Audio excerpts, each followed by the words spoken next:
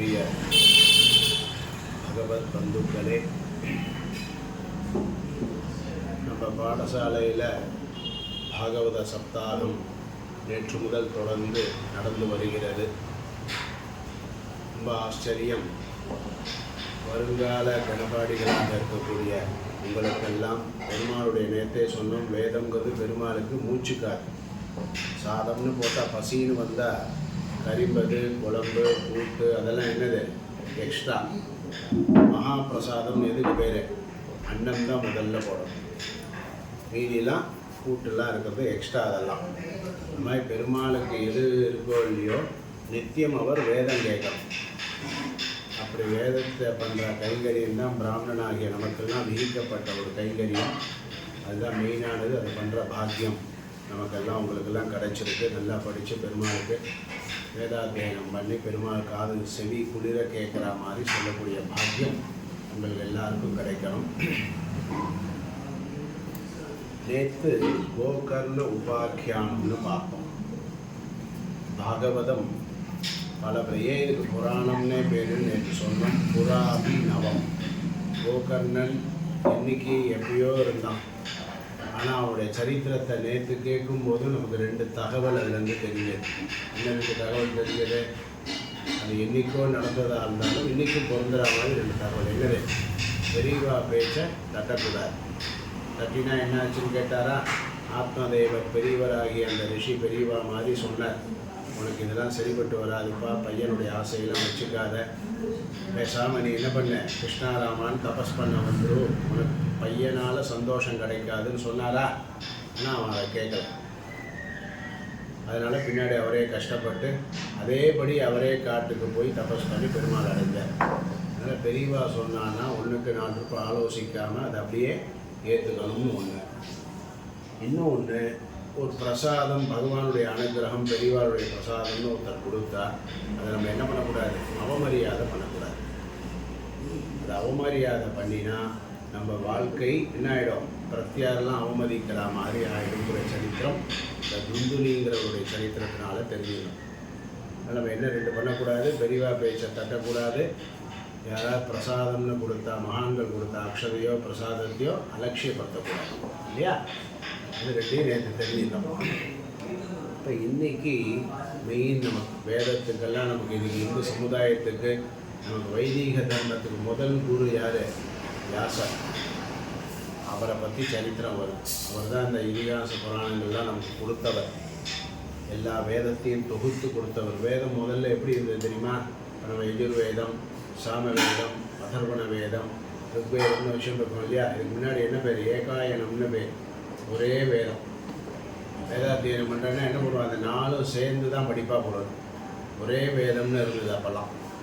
ஆனால் பெரியவாளுக்கு தெரிஞ்சு போச்சு. என்ன பண்ண, போகிற காலத்தில் வேதாத்தியனம் ஒரு வேதம்னு சொல்லியே படிக்க கஷ்டப்படுறோமா? ருக்வேதம் மட்டுமே படித்து அதில் கணாந்தம் வரைக்கும் முடித்து வெளியில் வந்து பெரும்பாடாக இருக்கும், இல்லையா?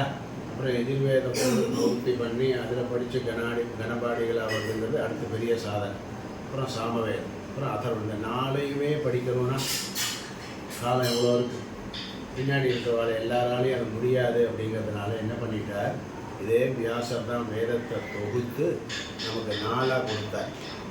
தத்திர ருக்வேத தரஹா பைலஹா சாமகோ ஜெய்மினி கவி வைஷம்பாயன ஏவைகோ நிஷ்ணாதோ யஜுஷா முத அதர்வாங்கிரசாம் ஆசீத் சுமந்துகு தாருணோ முனி. ஒவ்வொரு வேதத்துக்கும் ஒவ்வொரு வேறு அதை எஸ்டாப்ளிஷ் பண்ணாம்பா இல்லையா? வியாசர் தொகுத்து கொடுத்து இவா வாழ்க்கை பொறுப்பு கூடிய ருக்வேதத்துக்கு யார்? பைலா. பைலங்கிறவர் தான் ருக்வேதத்தை அவர் கையில் கொடுத்து, நீங்களுமே உங்கள் சிஷ்யாளுக்கெல்லாம் என்ன பண்ண, இந்த ருக்வேதத்தை பரப்பு அப்படின்னு சொல்லி ருக்வேதத்துக்கு ஒரு டிபார்ட்மெண்ட் அந்த தொகுப்பை என்ன பண்ணிட்டார்? பைலங்கிறவருக்கு கொடுத்துட்டார். சாம வேதத்தை ஜெய்மினிக்கு கொடுத்தார். கானமாக இருக்கக்கூடிய வேத பாகத்தெல்லாம் பிரித்து அதுக்கு சாம வேதம்னு பேர் வச்சு அதை இனிமேல் அத்தியாயனம் பண்ணுங்கோ, அதுக்கு நீ தான் பொறுப்புன்னு ஜெய்மினி ரிஷிக்கு கொடுத்தாராம். வைஷம்பாயனரை நம்ம வேதத்துக்கு கொடுத்தார். நம்ம வேதத்துக்கு யார் குரு? ஆதி வைஷம்பாயனர். அவர் எதிர்வேதத்துக்கு எல்லாம் கொடுத்து அந்த ஷாக்கையெல்லாம் டிபார்ட்மெண்ட் தேவான கொடுத்தார். அதர்வண வேதம் இருக்கு, அதுக்கு அங்கீரஸ் சுமந்து அப்படிங்கிறவரை என்ன பண்ணார்? அதுக்கு கொடுத்தார். இப்படி 4 வேதத்தை பிரித்து இனிமேல் அவாவா இந்த ஷாக்கையை அத்தியாயனம் பண்ணலாம் அப்படின்னு பிரித்து கொடுத்ததுனால தான் இன்றைக்கி நம்ம என்ன பண்ண அபிவாதையில் யஜுஷாக்கா அத்தியாயி சொல்கிறோமா? சாம வேதா சாக்கா அத்தியாயி சொல்லுவாங்க. அந்த மாதிரி ஒவ்வொரு வேதத்துக்கையும் சொல்லி பிரித்து கொடுத்தார். ஒரே வேதமாக இருந்த வேதத்தை பிரித்து கொடுத்தவர் யார்? வியாசர். வியாசருங்கிறதுக்கு கிருஷ்ணத்வைபாயனர்னு அவருக்கு பேர். வியாசா அப்படிங்கிற பதத்துக்கு என்ன அர்த்தம்னா தொகுப்பாளர்னு அர்த்தம், தொகுத்து கொடுத்தவர். அதனால் ஆச்சாரிய பீடத்தில் அவரை வச்சுருந்தோம். இன்றைக்கும் சாதுர்மாச சங்கல்பம்னு சொன்னால் வியாச பீடா அலங்காரம் பண்ணி வியாசர் தான் நமக்கு எல்லாத்துக்கும் குரு. சனாதன தர்மத்துக்கு வெளியில் பிரச்சாரம் பண்ணுறது முதல் குரு யார்? வியாசர்.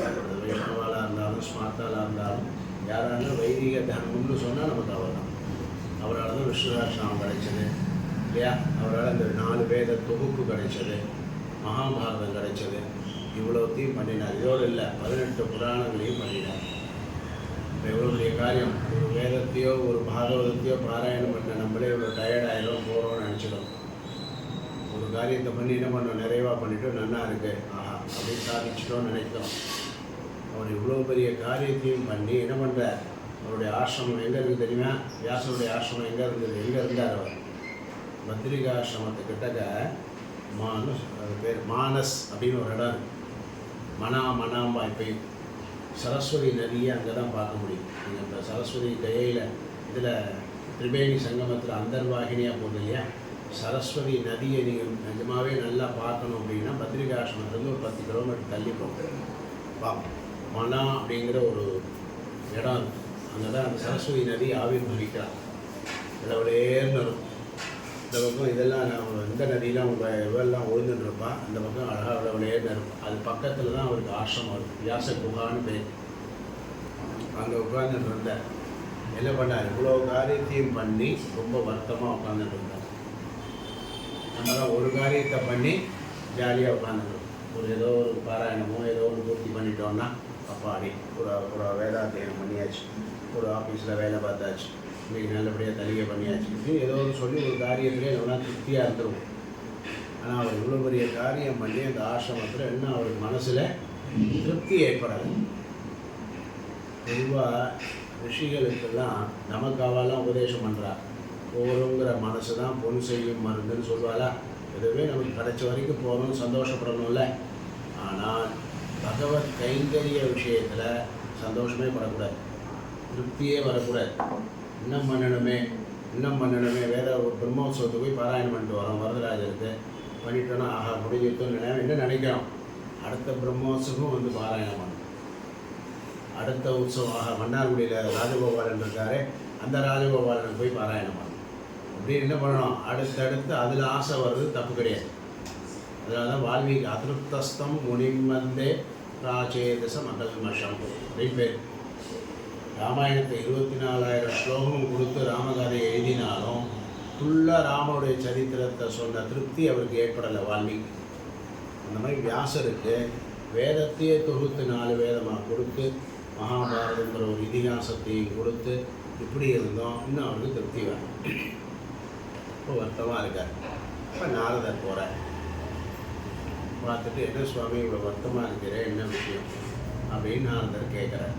இந்த பொதுவாகவே நாரதர் இல்லைன்னு வச்சுக்கோ, நமக்கு ராமாயணம் இல்லை. நாரதர் இல்லைன்னு வச்சுக்கோ, பாகவதம் இல்லை. யாராவது ஒரு கேள்வி கேட்குறவன் இல்லைன்னு வச்சுக்கோ, பதிலே இல்லையா? பதில் எப்படி வரும்? கேள்வின்னு ஒன்று இருந்தால் தானே வரும். அந்த மாதிரி கேள்வின்னு ஒன்று இல்லைன்னா பதில்னு ஒன்று வராது. அந்த மாதிரி இங்கே என்ன பண்ணார்? இப்படி இருக்கிற ஏன் சுவாமி இப்படி ரொம்ப வருத்தமாக இருக்கே? விஷ்ணுராஷ்டிரம்பர் யார் வந்தால் யுதிஷ்டிரன் கேட்குறான். கிமேகம் தெய்வதம் லோகே கிம்பாபிரேகம் பராயணம் அப்படின்னு கேட்கும்பொழுது தான் என்ன பண்ணார் அவர்? ஜெகத் பிரபும் தேவதெய்வம் அனந்தம் புருஷோத்தமம்னு பீஷ்மர் பதில் சொன்னார். அதே மாதிரி தான் வால்மீகி கேள்வி கேட்டார். யாரை? நாரதரை கேட்டார். தபஸ்வாத்தியாய நிரதம் தபஸ்வி வாக்விதாம்பரம் நாரதம் பரிபப்ரச்ச வால்மீகி முனிபோதவம். வால்மீகி யாரை கேட்குறார்? நாரதரை கேட்டார். என்ன பண்ணார்? ரொம்ப திருப்தியே ஏற்படலை வால்மீகி. அதனால நாரதர்கிட்ட அவர் கேட்டார். தபஸ்வாத்தியாய நிரதம் தபஸ்வி வாக்விதாம்பரம் நாரதம் பரிபப்ரச்ச வால்மீகி முனிபூங்கவம் அப்படின்னு என்ன பண்ணார்? வால்மீகி நாரதர்கிட்ட கேட்டார். கேட்டதுனால அவருக்கு என்னாச்சு, ராமாயணம் கிடைச்சு. அவர் கேட்கலன்னா நமக்கு என்ன கிடைச்சிருக்காது, ராமாயணம் கிடைச்சிருக்காது. அந்த மாதிரி யுதிஷ்டிரர் கேட்கலன்னா நமக்கு விஷ்ணு சஹஸ்ரநாமம் கிடைச்சிருக்காது.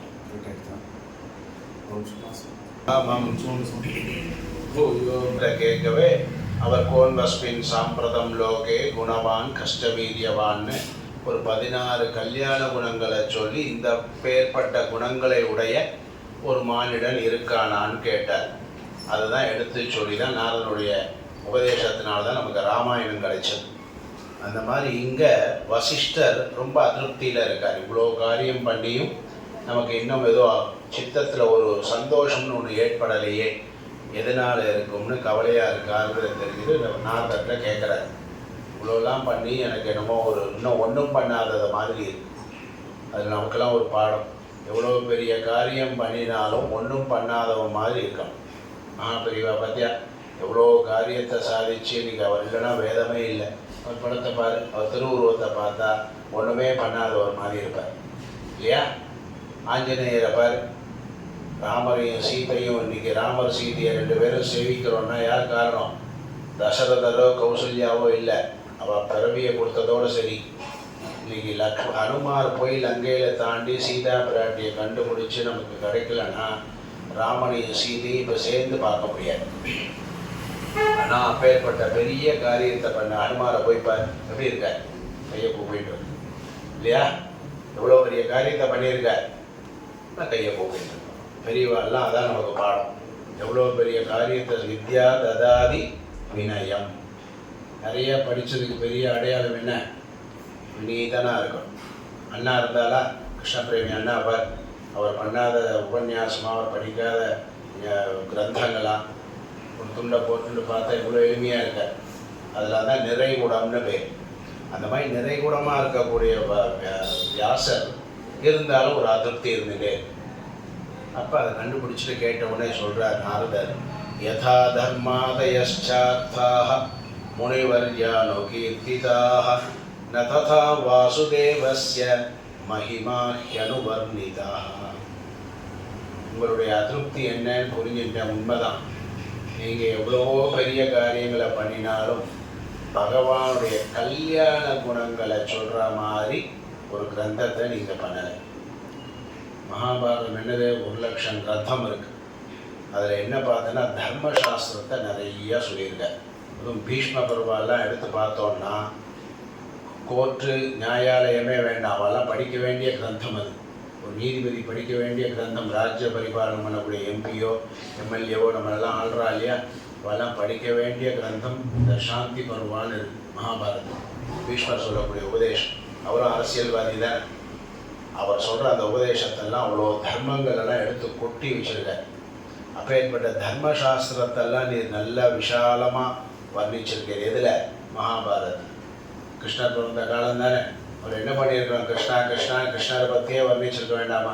கிருஷ்ணரை சேவித்து கிருஷ்ணன் கண்ணு எப்படி இருந்தது, காது எப்படி இருந்தது, அவன் நடை எப்படி இருந்ததுலாம் சொல்கிறது சுருக்கமாக சொல்லிட்டு பெரிய விஷாலமான சாஸ்திரத்தையும் தர்ம விஷயத்தையும் நிறைய கூட்டி கொடுத்துருக்கார்.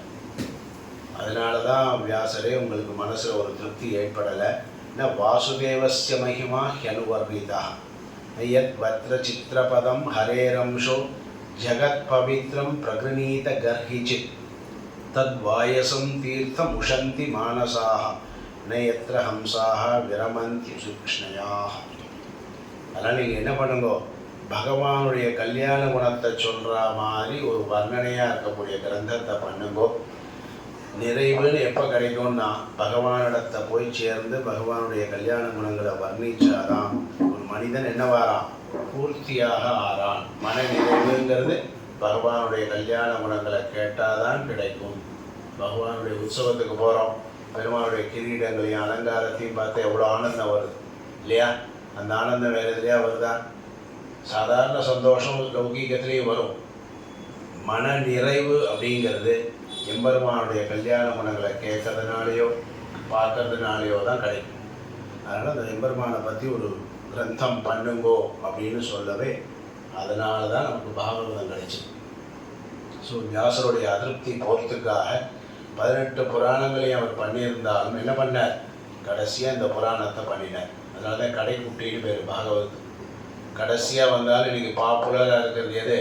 பாகவத். மார்க்கண்டேய புராணம் ரொம்ப கம்மி, ஸ்கந்த புராணம் ரொம்ப எங்கேயோ தான், சிவபுராணம், விஷ்ணு புராணம் அவள் அப்பா பராசரர் பண்ணது, இதெல்லாம் ரொம்ப அங்கங்கே இருந்தாலும் கருட புராணம் எல்லாம் கொடுத்துருக்காரு. மத்ஸ்ய புராணம், நாரத புராணம் இவ்வளவும் இருந்தாலும் கடைசியாக பண்ணின இந்த பாகவதம் இன்றைக்கி என்ன கொடி கட்டி பறக்கிறது. ஏன்? பகவானுடைய கல்யாண குணங்களை சொன்னதுனால. பகவானுக்காகவே கிருஷ்ணாவதாரத்தை பற்றி சொல்கிறதுக்குனே வந்த கிரந்தம் இது. அதனால் அது பாகவதத்துக்கு ரொம்ப ஏற்றம். அதனால் சொல்கிறார், யஸ்யாம் வை ஸ்ரூயமானாயாம் கிருஷ்ணே பரமபூருஷே பக்தி உத்பத்யதே பும்சா சோகமோக பயாபஹா சம்ஹிதாம் பாகவதீம் கிருத்வா அனுக்ரம்ய ச ஆத்மஜம் சுகம் அத்தியாபயாமாச நிவத்திம் நிரதம் முனி. அதனால் என்ன பண்ணார்? ஓஹோ, இப்போ தான் புரியுது என்னுடைய அதிருப்திக்கு காரணம். நாரதரே நல்ல ஒரு வழிகாட்டினேன்னு சொல்லி அவருக்கு மரியாதைலாம் சொல்லி அவர் அனுப்பி வச்சு அதே சரஸ்வதி நதிக்கு தீரத்தில் இருக்கிற தன்னுடைய ஆசிரமத்தில் உட்கார்ந்து பாகவதத்தை பண்ணார். 18,000 ஸ்லோகம், 12 ஸ்கந்தம் பண்ணி என்ன பண்ணார்? தான் குழந்தையாக இருக்கக்கூடிய சுகருக்கு உபதேசம் பண்ணார். நியமாத்தியாயனம்னு பேர் இல்லையா? பெரியவா அப்பாட்டேருந்து பையன்ட்டு திருப்பி அவன் இன்னொரு பையனுக்கு சொல்லி தரதுங்கிறது ஒரு பெரிய பாக்கியம். அதனால் தன்னுடைய அப்பாவாயது வியாசர் தான் குழந்தையாக இருக்கிற சுகருக்கும் இந்த பாகவதத்தை அத்தியாபனம் பண்ணி நிறைவு பண்ணினார். இப்படின்னு நமக்கு பாகவதம் கிடைக்கிறதுக்கு ஒரு பெரிய காரணமாக இந்த இது ஆச்சு. சரி, இப்போ வியாசருடைய அதிருப்தி போகிறதுக்காக பாகவதம் பண்ணார், சுகருக்கு சொல்லி கொடுத்தார், முடிஞ்சு போச்சு. அப்பா பண்ணினார், பையன் பாராயணம் பண்ணான். ராமருடைய சரித்திரத்தை யார் உலகத்துக்கு முதல்ல பிரச்சாரத்துக்கு கொடுத்தது? லவகுஷா. யார்? ராமர். தான் பசங்க தான் அப்பாவுடைய சரித்திரத்தை அப்பாவுக்கு முன்னாடி சொல்லி பாடுறான். அதுதான் ஒரு பெரிய பாக்கியம். ராமாயணத்துக்கும் விஷ்ணு சஹஸ்ரநாமத்துக்கும் உள்ள பெருமை வேறு எதுக்குமே பெருமை கிடையாது. என்னடான்னா, இப்போ இந்த பாகவதம் கூட இவர் பண்ணினார், ஆனால் கிருஷ்ணர் கேட்டாரான்னா தெரியாது. ஆனால் விஷ்ணு சஹஸ்ரநாமத்தை யார் சொல்கிறார்? பீஷ்மர் சொல்கிறார். யார் கேட்குறார்? கிருஷ்ணர் கேட்டுன்னு இருக்கார். கிருஷ்ணரை பிரத்யக்ஷமாக வச்சுட்டு யாருக்கு சொல்கிறார்? யுதிஷ்டிரருக்கு சொல்கிறார். கேட்டது அங்கே கிருஷ்ண பரமாத்மா. அதனால் ஒரு ஏற்றம் ஜாஸ்தி. எப்பவுமே சொல்கிறவால காட்டிலும் கேட்குறவனால சில விஷயங்களுக்கு ஏற்றம் ஜாஸ்தி. உபன்யாசத்தை நம்ம சொல்கிறத காட்டிலும் ஏற்பாடு பண்ணி கேட்குறாரு இல்லையா அவங்க வாத்தியார், அதனால் அவருக்கு தான் இந்த பெருமை ஜாஸ்தி. நம்ம கேட்கோடு இல்லாமல் 20 குழந்தைகளையும் வச்சுட்டு ஒரு நிர்வாகம் பண்ணி வேதாத்தியனத்தை பரப்புறதுங்கிறது ஒரு பெரிய சாதனை. இதான் தபஸ். கலியுகத்தில் அவாவா கிரந்தத்தை அவாவா என்ன வேதமோ அதை படித்து அதை 4 பேருக்கும் சொல்லி கொடுக்கறதுங்கிறது தான் பெரிய தபஸ். இந்த தபஸ் பண்ணிட்டு இருக்கிற சுவாமிக்கு ஒரு வந்தனத்தை சொல்லி இப்போ ஏற்பட்ட இந்த கைங்கரியம் மேலும் மேலும் தொடரணும், இன்னும் அனுகூலமாக இருக்கக்கூடிய வசதிகள்லாம் ஏற்படணும்னு அப்பப்போ பெருமாளையும் வேண்டிக்கிறேன். அப்படி இங்கே இவர் சொன்னதுனால இந்த பாகவதம் கிடைச்சது. தான் பையனுக்கு சுகருக்கு சொல்லி கொடுத்துட்டார். ஆனால் அதோடு இருந்திருந்தால் நமக்கு பாகவதம் கிடைச்சிருக்காது. இப்போ பிரச்சாரத்தில் நமக்கு எப்படி இந்த பாகவதம் வந்தது அப்படின்னா, இன்றைக்கி பாகவதம்னு சொன்னால் வியாசரை நினைக்கிறோமோ இல்லையா? யாரை நினைப்பா? பரீட்சித். யாரை நினைப்பா? பரீட்சித்துன்னு ஒரு ராஜாவை தான் நமக்கு நினைப்போம். அப்பா பண்ணினார், அத்தியாபனம் பண்ணினது, அதுக்கு கேட்டது பையன் சுகர். ஆனால் அந்த சுகர் இன்னொருத்தருக்கு யார்? பரீட்சித்துக்கு உபதேசம் பண்ணதை நிறையா பேர் கேட்டார். இப்போ நான் பாராயணம் பண்ணுறேன், நீங்கள் எல்லாம் ஏற்பாடு பண்ணார், கேட்குறீங்களும். இப்போ இவ்வளோ பேருக்கு பிரச்சாரத்தில் ஆன மாதிரி சுகர்கிட்ட மட்டும் இருந்த அந்த பாகவதம் நம்ம கைக்கு எப்படி வந்ததுன்னா, பரீட்சத்துக்கு உபதேசம் பண்ணும்போது எல்லாரும் கேட்குறாங்க. அதனால் இன்றைக்கி பாகவதம் நமக்கு கிடைச்சதுக்கு பெரிய காரணம் பரீட்சித். யார் அந்த பரீட்சித்? பேரே நல்லா இருக்கு இல்லையா? பரீட்சைங்கிற மாதிரி பரீட்சித். அவனை தான் இன்றைக்கி பரீட்சித்தினுடைய சரித்திரத்தான் இன்றைக்கி பார்க்க போகிறோம். இந்த கதையினுடைய மூல காரணமாக இருக்கக்கூடிய பெரிய மகாபுருஷன், அவனுடைய சரித்திரத்தை தான் இன்றைக்கி நம்ம பார்க்க போகிறோம்.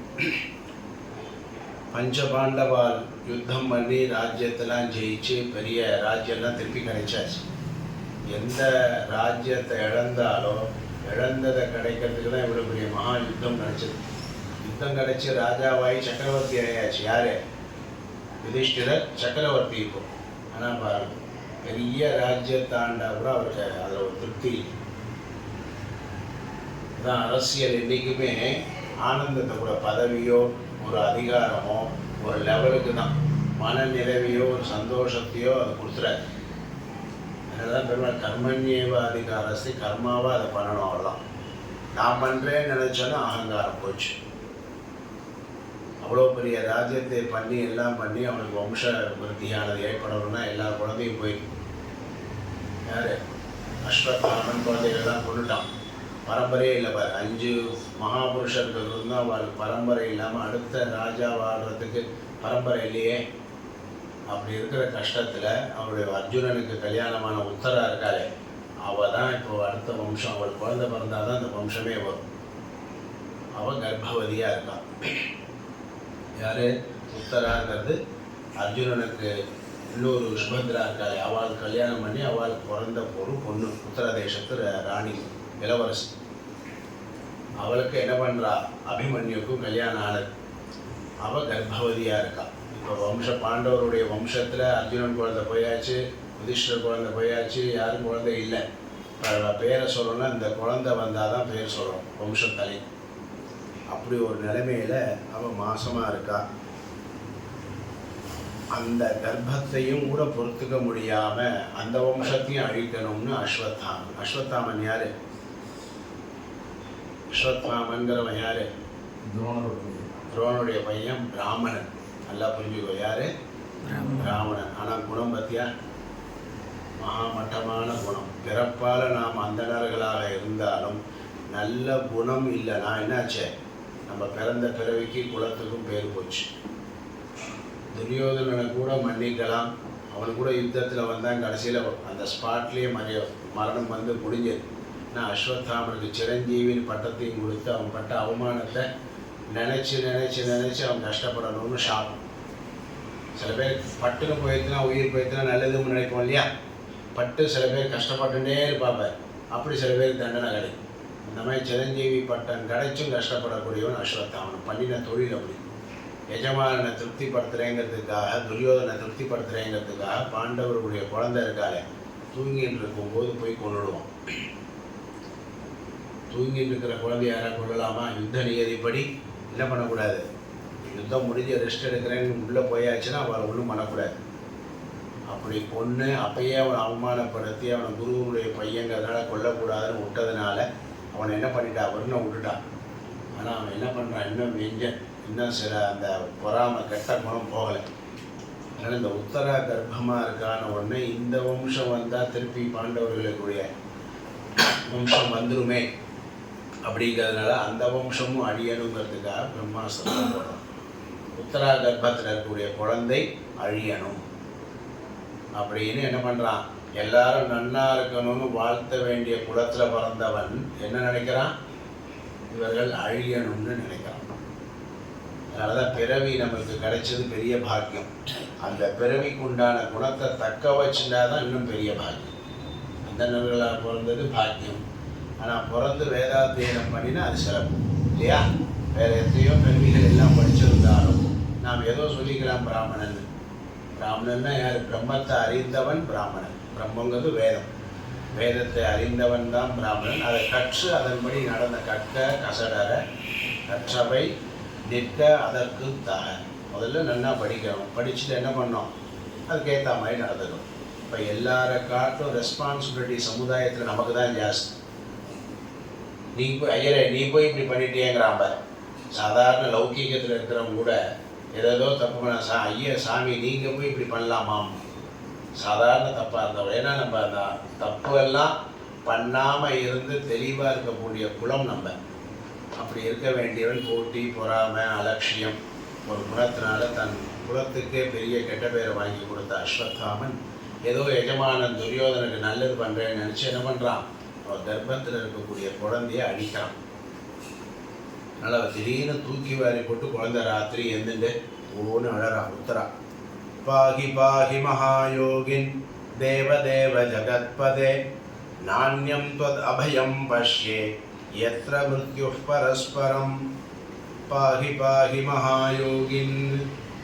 ஆபத்துன்னு வந்தால் காப்பாற்ற முடியக்கூடிய கஷ்டமாக இருந்தால் பக்கத்தில் இருக்கவாளை கூப்பிடலாம் இல்லையா?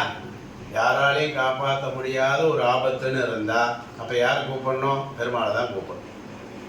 அதனால் உத்தராயணம் குந்தி பக்கத்தில் இருக்கா, அர்ஜுனன் இருக்கா, இல்லை எல்லாம் பக்கத்தில் இருக்காளே, இருந்தாலும் அவங்களை கூப்பிட்டு என்ன பண்ணியிருக்கலாம், சொல்லியிருக்கலாம். ஆனால் என்ன பண்ணா, இந்த கர்ப்பத்துக்குள்ளே கலையிறதுங்கிறது அவளுக்கு தெரியாது. ஏதோ ஒரு ஆபத்து, ஏதோ பொசுக்கள். அப்போது இப்போ ஏற்பட்ட ஆபத்தை போக்குறதுக்கு தெய்வம் தான் நமக்கு துணைன்னு சொல்லி என்ன பண்ணுற, கிருஷ்ணரை கூப்பிடுறான். பாகி பாகி மகாயோகின் தேவதேவ ஜகத்பதே நானியம் து அபயம் பஷ்யே யத்ர மிருத்யு பரஸ்பரம். ஏ பகவன் கிருஷ்ணா, எப்பயும் காப்பாற்றிருக்கேன் எங்கள் குலத்தை, நீ தான்ப்பா வந்து காப்பாற்றணும். என் வயிற்றில் ஏதோ ஒரு உள்ள கரு கலைஞ்சு வலிக்கிறது, உள்ள ஏதோ எரியிற மாதிரி இருக்குது, அதனால் என்னை நீ காக்கணும்னு சொல்லி பெருமாள் அந்தஸ்த சர்வபூதானாம் ஆத்மா யோகேஸ்வரோ ஹரிஹி ஸ்வமாயா ஆவருணோத்கர்ப்பம் வைராட்யா குருதந்தவே வைஷ்ணவம் தேஜ ஆசாத்ய சமசாம்யத் பிருகுத்வஹ மாமம் ஸ்தாஹேததாச்சரியம் சர்வாச்சரியமயே சுதே. அப்போது கை எப்படி திரௌபதி கண்ணா நீ தான் என்னை காப்பாற்றணும் ரெண்டு கையை தூக்கி கூப்பிட்டாலோ, அவர் எப்படி மானத்தை கிருஷ்ணர் காப்பாற்றினாரோ, அந்த மாதிரி அவருடைய மருமகளாகிய உத்தராவும் கூப்பிடவும் பெருமாள் அங்கேருந்து ஓடி வரார். எப்படி வரார், நான் நேரில் வந்து காப்பாற்ற வேண்டிய காலம் இல்லை. இப்போ அந்த கர்ப்பத்துக்குள்ளே இருக்கிற அந்த ஆபத்தை நீக்கணும்.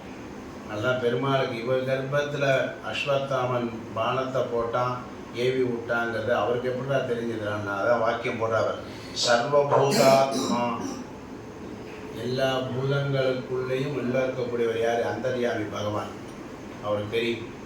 கேமரா வைக்கிற இல்லையா, வாத்தியார் எங்கேயோ முதலாந்தவன் போயிருக்கார், ஆனால் நேற்று நீ என்ன பண்ணினா 5 மணிக்கு 4 மணிக்கு என்ன ஆச்சுன்னு அவர் தெரியறதா, தெரிஞ்சிக்க முடியறதா இல்லையா?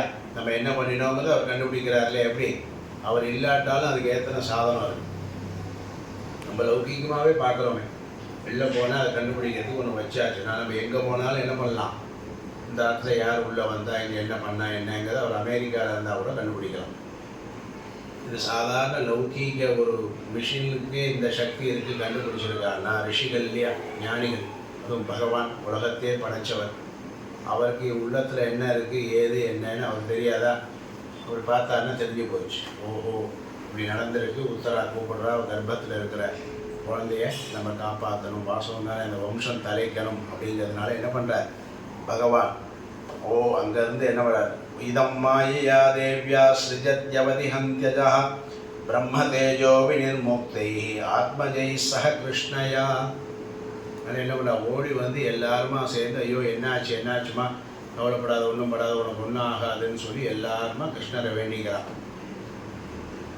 அப்போ தான் பகவான் என்ன பண்ணுறார், உள்ள சக்கரத்தால், சுதர்ஷ்ண சக்கரத்தால் அந்த குழந்தைக்கு இந்த அஸ்திரம் எதுவும் பண்ணாதபடியாக இருக்கும்படியாக உள்ள மறைக்கிறார். அதான் கருவிலே திருவிழாதீர் காலத்தை கழிக்கின்றேன்னு ஆழ்வார் பாசம். நம்ம ஏதோ 50 வயசு 40 வயசு 70 வயசு ஆனதுக்கப்புறம் பெருமாளை தெரிஞ்சுக்கலாம், கோயில் கோயிலாக போகலாம், பகவானுடைய கல்யாண குணத்தை அனுபவிக்கலான்னு நினச்சின்னு இருப்போம். அப்படி நினைக்கிறதுக்கு பாக்கியம் பிறக்கும் போதே அந்த குழந்தைக்கு அந்த அருள் இருக்கும். கருவிலே திருவிழாதீர் காலத்தை கழிக்கின்றேன். கருவில் பிழைக்கும் போதே இந்த குழந்தை பகவானுடைய அம்சங்களை குணங்களை நாம் அனுபவிக்கணும்னு அதுக்கு பாக்கியம் இருந்தால் தான் ஸ்ரீரங்கத்திலே இருந்தாலும் நம்பெருமாளை அனுபவிக்க முடியும். இல்லைன்னா ஸ்ரீரங்கத்திலே இருந்து என்ன பண்ணுவா, டிவி தான் பார்த்துக்கணும், ரங்கநாதரே பார்க்க முடியாது, அவனுடைய கல்யாண குணங்களை அனுபவிக்க முடியாது. இருக்கிறது ஸ்ரீரங்கம், நம்பெருமாள் பக்கத்திலே இருப்பான், அவனுடைய கல்யாண குணங்களை அனுபவிக்க முடியாது. இப்போ எங்கேயோ நாடு விட்டு எங்கேயோ இருப்பார் ஒருத்தர் லண்டனில், அவர் என்ன பண்ணிட்டு இருப்பார், அத்தியனோத்சவம், ஆஹா பெருமாள் அந்த சமயத்தில் இங்கே இருப்பார், நம்மாழ்வார் இங்கே இருப்பார், இன்றைக்கி இந்த பாசுரத்தை சொல்வாரேன்னு அவர் அங்கேருந்து இந்த பெருமாளை நினச்சிட்டு இருப்பார்.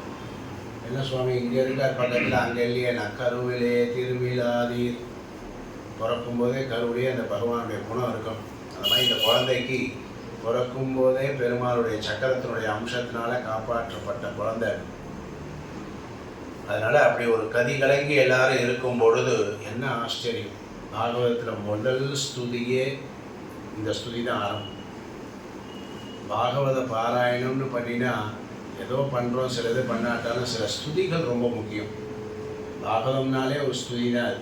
குந்தி ஸ்துதி, பீஷ்மருடைய ஸ்துதி, அக்ரூருடைய ஸ்துதி. இன்னொரு ஆச்சரியம் என்ன தெரியுமா? வயத்தில் இருக்கிற குழந்தை ஸ்துதி பண்ணுறது. உனக்கு தெரியுமா? நம்ம எல்லாருமே பெருமாள் பார்த்துருக்கியான்னு கேட்டால் இன்னும் பார்க்கல சுவாமி, இனிமேல் தான் பார்க்கணும்னு சொல்கிறோம்ல. வாஸ்தவமாக தப்பு.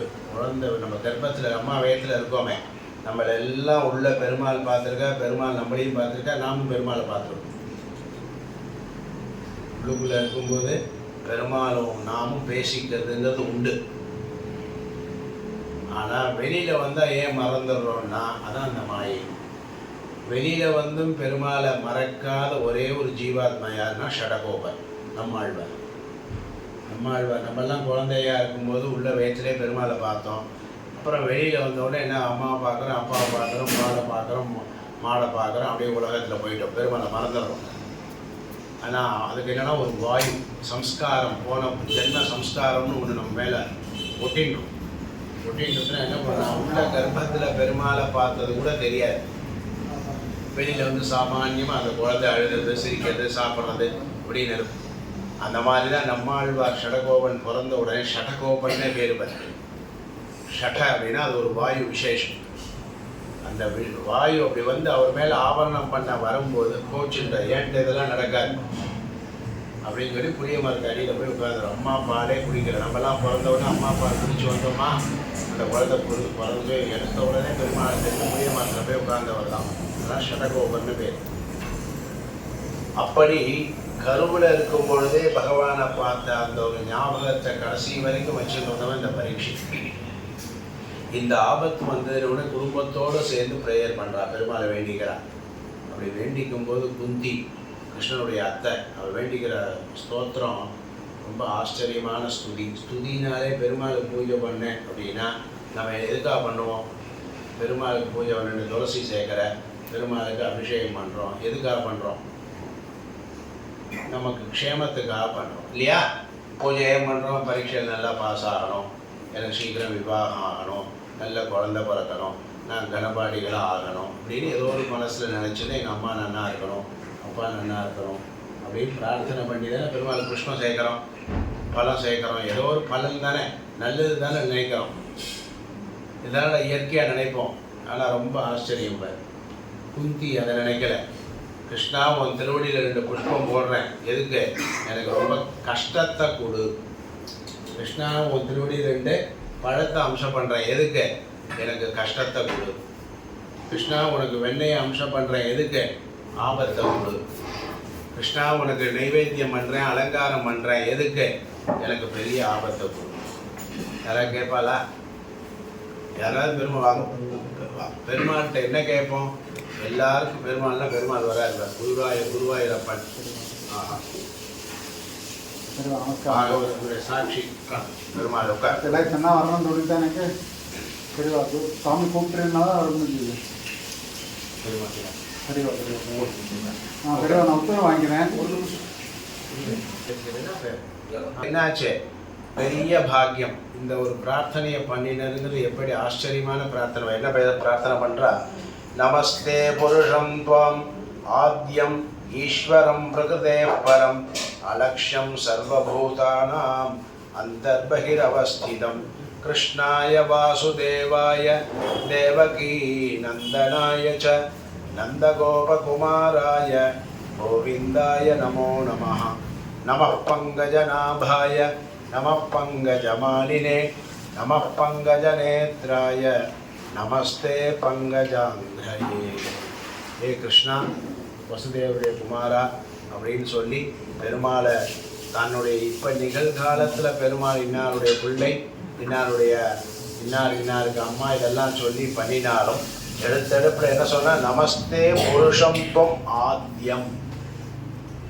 நீ பகவான் அப்படின்னு புரிஞ்சதுனால நீ பரமாத்மான்னு சொல்லி கிருஷ்ணனை கை கூப்பினா, வேண்டிண்டா, பெருமாளை சேவிச்சா, அர்ச்சனை பண்ணினா. கோபகுமாராய கோவிந்தாய நமோ நமஹ. சொல்லு, நான் சொல்றேன், திருப்பி சொல்லுங்க. கிருஷ்ணாய வாசுதேவாய கிருஷ்ணாய வாசுதேவாய தேவகீ நந்தனாய ச தேவகீ நந்தனாய ச நந்தகோபகுமாராய நந்தகோபகுமாராய கோவிந்தாய நமோ நமஹ. கோவிந்தாய நமோ நமः. நமः பங்கஜநாபாய நமः பங்கஜநாதாய நமः பங்கஜமாலினே நமः பங்கஜமாலினே நமः பங்கஜநேத்ராய நமः பங்கஜநேத்ராய நமஸ்தே பங்கஜாங்கிரயே. நமஸ்தே பங்கஜாங்கிரயே. நாம் புதுசாக பெருமாளை குறித்து ஸ்தோத்திரம் பண்ண வேண்டியதில்லை. இந்த மாதிரி பெரியவா பண்ணின ஸ்தோத்திரத்தையே நம்ம திருப்பி சொன்னால் டபுள் ஆனந்தம் கிடைக்கும். அன்னைக்கு குந்தி பண்ண ஸ்தோத்திரத்தை கேட்டு பெருமாள் எந்த சந்தோஷப்பட்டாரோ அதை காட்டிலும் பல மடங்கு இப்போ சந்தோஷப்பட்டிருப்பார் நம்ம வாயால். எங்கள் அத்தை அன்னைக்கு பண்ண அந்த ஸ்தோத்திரத்தை இந்த 2025 இந்த சென்னையில் இந்த கோவிலம்பாக்கத்தில் இங்கே வேதம் படிச்சுட்டு இருக்கிற இந்த குழந்தைகளாகிய நீங்களும் சொன்னீங்களா அப்படின்னு பெருமாள் என்ன பண்ணுவார், நம்மளெல்லாம் ஆனந்தப்படுவார். அவள் பூர்வர்கள் பண்ண ஸ்தோத்திரத்தை திருப்பி சொல்கிறதுல பெரிய ஒரு ஆனந்தம். அந்த பகவானுடைய கிருஷ்ணர் அனுகிரகம் நமக்கு இப்பயே கிடைச்சாச்சு. அப்படி குந்தி அந்த கிருஷ்ணரை குறித்து ஸ்தோத்திரம் பண்ணார். ரொம்ப அற்புதமான ஸ்தோத்திரம், 20-30 ஸ்லோகம் இருக்கு. அப்படி பண்ணிட்டு முதல்ல ஸ்தோத்திரம் பண்ணி கடைசியில் பலன் கேட்பா இல்லையா. கிருஷ்ணதாஷ்டாமே என்ன பண்ணுறது, 100 ஸ்லோகம் பார்த்து எல்லாம் அப்படியே பெருமாள் வேண்டிகிட்டே ஒரு விஸ்வம் விஷ்ணு ஷட்காரோ பூத பவ்ய பவத் பிரபுன்னு ஆரம்பிச்சு சங்கபிரநந்தகி சக்ரி ஷார்ங்கதன்வா கதாதரா ரதாங்கபாணி ரக்ஷோபியா சர்வ பிரகரணாயுதான்னு எல்லாம் பெருமாளுடைய கல்யாண குணங்களை சொல்லி பெருமாளை வர்ணிச்சது. முடிச்சுட்டு கடைசியில் என்ன, பலஸ்துதி. கடைசியில் தான் அப்புறமா என்ன சொல்கிறது, பலஸ்துதி. இதீதன் கீர்த்தனீயஸ்ய கேசவஸ்ய மகாத்மனான் ஆரம்பித்து பலஸ்துதி ஆரம்பிக்கிறது. அது மாதிரி பெருமாளை முதல்ல ஸ்தோத்திரம் பண்ணிடணும், அப்புறமா பலன் என்ன வேணும்னு கேட்கணும். வேதாந்தகோ பிராமணஸ்யா க்ஷத்ரியோ விஜயீ பவேத் அப்படின்னு பலஸ்துதிவர். அப்படி இந்த குந்தி பெருமாளை ஸ்தோத்திரம் பண்ணினவள் என்ன கேட்டிருக்கணும், இந்த மாதிரி உத்தரா கர்ப்பத்தில் இருக்கிற குழந்தையை காப்பாற்றுப்பா, அது நல்லபடியாக உயிர் பழைக்கணும், அது நாளைக்கு நல்ல ராஜாவாக வரணும், அது நாளைக்கு எங்களை சௌக்கியமாக இருக்கணும், உடம்பு ஆரோக்கியமாக இருக்கணும் தானே கேட்கணும் இல்லையா. பெருமாள் எதிர்க்க வந்தால் நம்ம என்ன கேட்போம், வாத்தியார்ட்ட அடி வாங்காமல் இருக்கணும்னு வேண்டுவோமா. அடி வாங்கிட்டே இருக்கிறோம், நம்ம என்ன பண்ணுவோம், வாத்தியார்ட்ட இன்றைக்கி அடி வாங்காமல் இருக்கணும், வேதம் வாயில் நல்லபடியாக வரணும், திருவெல்லாம் கரெக்டாக சொல்லிடும், நான் ஒரு பெரிய வேத வித்வானாக வரணும்னு வேண்டிப்போம் இல்லையா. அந்த மாதிரி வேண்டிக்க விட என்ன கேட்குறா, விபத சந்து நஸ்வத் தத்ர தத்ர ஜகத்குரு பவதோ தர்ஷனம் யத் ஸ்யாத் அபுனர்பவ தர்ஷனம் விபத சந்து நஸ்வத். கண்ணா, எங்களுக்கு என்ன வரணும், ஆபத்து அடிக்கடி வரணும். எந்த ஆபத்து போகணுங்கிறதுக்காக கோயிலுக்கு போய் கிருஷ்ணரை சேவிப்பாளோ அந்த கிருஷ்ணர் எதிர்க்க வந்தால் கிருஷ்ணரை பார்த்து என்ன கேட்குறா, ஆபத்து எனக்கு அடிக்கடி வரணும். யாரா கேட்பாளா, எப்படி கேட்குறாவ. அதான் பாகவதம். ரிஷிகள்லாம் நமக்கு எப்படி யாருடைய ஹிருதயம் எப்படி அர்த்தத்தில் எந்த எண்ணத்தில் இருக்குன்னு தெரியாது, எல்லாம் பாவம் தானே இல்லையா.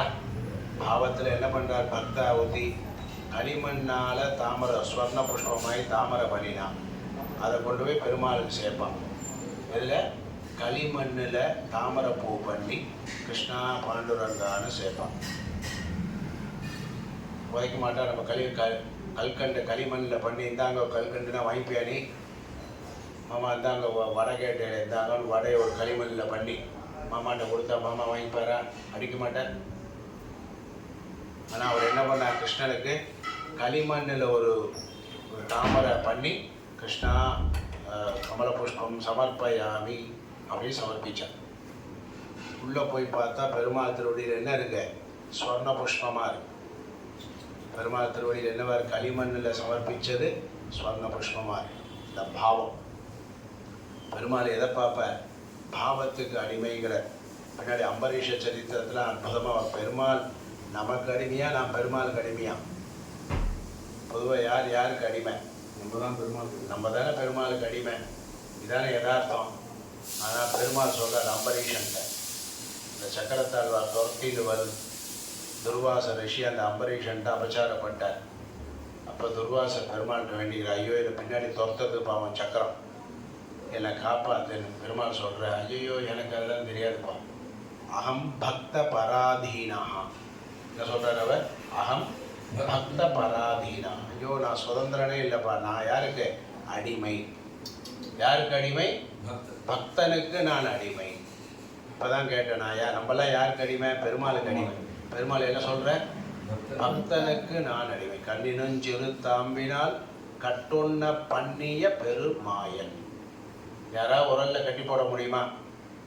பெருமாளை உரல்ல யசோதா கட்டி போட்டாலும் வரும் பின்னாடி. எங்கேயாவது கட்ட முடியுமா பெருமாளை? பெருமாளை கட்டணுன்னே சங்கிலிலாம், பெரிய இரும்பு சங்கிலிலாம் வாங்கி துரியோதனை ரெடி பண்ணி வச்சான். கண்ணன் உள்ளே வந்தான்னா கட்டி போட்டு அவனை திருப்பி துவாரகைக்கே போகக்கூடாது அப்படின்னு பெரிய ஏற்பாடு பண்ணினான். ஒன்றும் நடக்கல. இரும்பு சங்கிலிலாம் போட்டு ரெடி பண்ணலாம், ஒன்றும் கட்ட முடியல. யசோதா அம்மா என்ன பண்ணா? இப்படி இங்கேயும் ஓடுறைய வம்பு பண்ணுறேன்னு என்ன பண்ணா? ஒரு கயிறு எடுத்தா இப்படி கட்டின்றார். அப்படி கட்டின்றார். துரியோதனால முடியாததை ஒரு சின்ன தாய் என்ன பண்ணா? கண்ணனை கட்டி போட்டான். கட்டுண்ண பண்ணிய பெருமாயன். அதனால் அவன் என்ன பேர்? அடிமை. பெருமாள் பக்தனுக்கு ரொம்ப அடிமையாக ஆப்தனாக இருக்கக்கூடியவர். அதனால் இவ கேட்ட உடனே என்ன பண்ணுவார் கிருஷ்ணர்?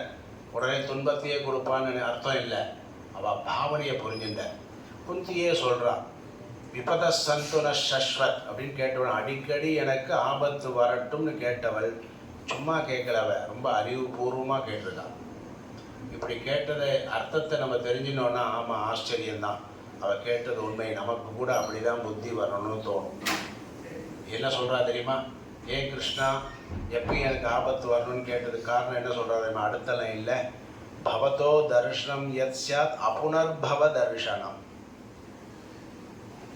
உன்னுடைய இந்த பார்வை இருக்கே, உன்னை தரிசனம்னு எங்களுக்கு கிடைச்சதே, அது என்னன்னா இனிமே எங்களுக்கு பிறவி இல்லாத நிலையை அது கொடுக்கும். ஆதலால் உன்னுடைய தரிசனம் அடிக்கடி எங்களுக்கு வேணும். அப்போ எப்போ தரிசனம் எங்களுக்கு அடிக்கடி கிடைக்கும்னா, எங்களுக்கு ஏதாவது ஆபத்து வந்தால் தான் கோவிந்தான்னு சொல்லுவோம், எங்களுக்கு ஏதாவது ஆபத்து வந்தால் தான் கேசவான்னு சொல்லுவோம், ஏதாவது நடக்கலைனா தான் திருப்பதிக்கு போவோம், ஏதாவது நமக்கு காமம் நிறைவேறலை, அந்த ஒரு பிரார்த்தனை இல்லைன்னா தான் சோழிங்கருக்கு போய் திருமஞ்சனம் பண்ணுவோம், ஏதோ ஒரு பிரார்த்தனை இருந்தால் தான் கபாலீஸ்வரர் போய் 2 பில்வத்தை சமர்ப்பிப்போம் இல்லையா? அப்போ ஏதோ குறை இருந்தால் தான் பெருமாள்கிட்ட போவோம். எல்லாம் நிறைவாக இருந்தால் என்ன பண்ணுவோம்? போக தோணாது. இந்த நிறைவை கொடுத்தவன் அவனும் தான் நினச்சி போகிறவா இருக்கா, அது பெரிய பாக்கியம். நான் ஜென்ரலாக பெருமாளை என்ன தோணுவோம்? இப்போ முடிஞ்சு வைக்கிறோம்ல, எப்போ முடிஞ்சு வைக்கிறோம்? நமக்கு ஏதாவது ஒன்று நடக்கலைன்னா முடிஞ்சு வைக்கிறோம். இப்போ எல்லாம் நடந்தவ யாராவது முடிஞ்சு வைக்கிறாரா? பாரு, எனக்கு இதெல்லாம் நடத்தி கொடுத்துட்டியப்பா, என் பையனுக்கு கல்யாணம் ஆகிருக்கும், அதுக்காக உனக்கு வந்து போடுறேன்னு யாராவது போகிறாளா? பையனுக்கு கல்யாணம் நடந்தால் உனக்கு இதை சமர்ப்பிக்கிறேன், நான் வீடு கட்டினா உனக்கு நான் பெரிய ஒரு கிரீடம் வாங்கி சாத்தேன், இப்படின்னு தான் இருக்கே வழிய. அதுதான் இயற்கை, நம்மளுடைய இயற்கையான மன எண்ணங்கள். அதுக்கு தான் குந்தி வேண்டிக்கிறான். இப்போ பாரு, கஷ்டம்னு வந்தது, என் மருமகள் என்ன பண்ணா? இப்போ உடனே பாகி பாகி மகாயோகின் கூப்பிட்டாளா? இதே நேற்று வரைக்கும் ஆபத்தே இல்லை, என்ன பண்ணா? வேறு ஏதோ பண்ணிட்டுருக்கோம். வேறு ஏதோ ஆபத்தே இல்லைன்னா என்ன பண்ணுவோம்? ஏதோ பார்த்துட்டுருப்போம், வேறு லௌகீக ஆனந்தத்தில் இருப்போம். அப்போ இந்த மாதிரி கஷ்டம் வருது, இதனால தான் சொல்லி அதுக்கு ஒரு காரணம் சொல்கிறார். ஏன் நான் வந்து உன்னை இந்த மாதிரி எனக்கு துன்பம் வரணும்னு கேட்டேன்னா, ஜென்ம ஐஸ்வர்ய ஸ்ருத ஸ்ரீபிகி ஏதமான மனஹா புமான். இந்த புமான் மனிதர்கள் எப்பேற்பட்டவான்னா, நல்ல ஜென்மா கிடைச்சதுன்னு வச்சுக்கோ, உன்னை மறந்துடுவான். நிறைய ஐஸ்வர்யம் கிடைச்சதுன்னு வச்சுக்கோ, உன்னை நினைக்கிறது ரொம்ப கம்மி. நல்ல அதிகார பதவிக்கு வந்துட்டோன்னு வச்சுக்கோ, உன்னை நினைக்கிறது ரொம்ப கம்மி. தீர்காயுஷா நோய் நொடி இல்லாமல் இருந்தோன்னு வச்சுக்கோ, உன்னை நினைக்கிறது ரொம்ப கம்மி. அப்போ நல்ல பிறவி இல்லாட்டா என்ன நினைப்போம்? அடுத்த பிறவிலையாவது நல்ல இதாக பிறந்து நம்ம எல்லா காரியம் பண்ணணுன்னாலும் பெருமாளை சேவிப்போம். அதிகாரத்தில் இல்லைன்னா என்ன பண்ணுவான்? எனக்கு ப்ரமோஷன் வரணும், நல்ல கதியை அடையணுங்கிறதுக்காவது பெருமாளை சேவிப்பான். உடம்புல நோய் சீக்குன்னு இருந்தால் அது நிவர்த்தி ஆகணுங்கிறதுக்காக அங்கே பிரதட்சணம் பண்ணுவான்.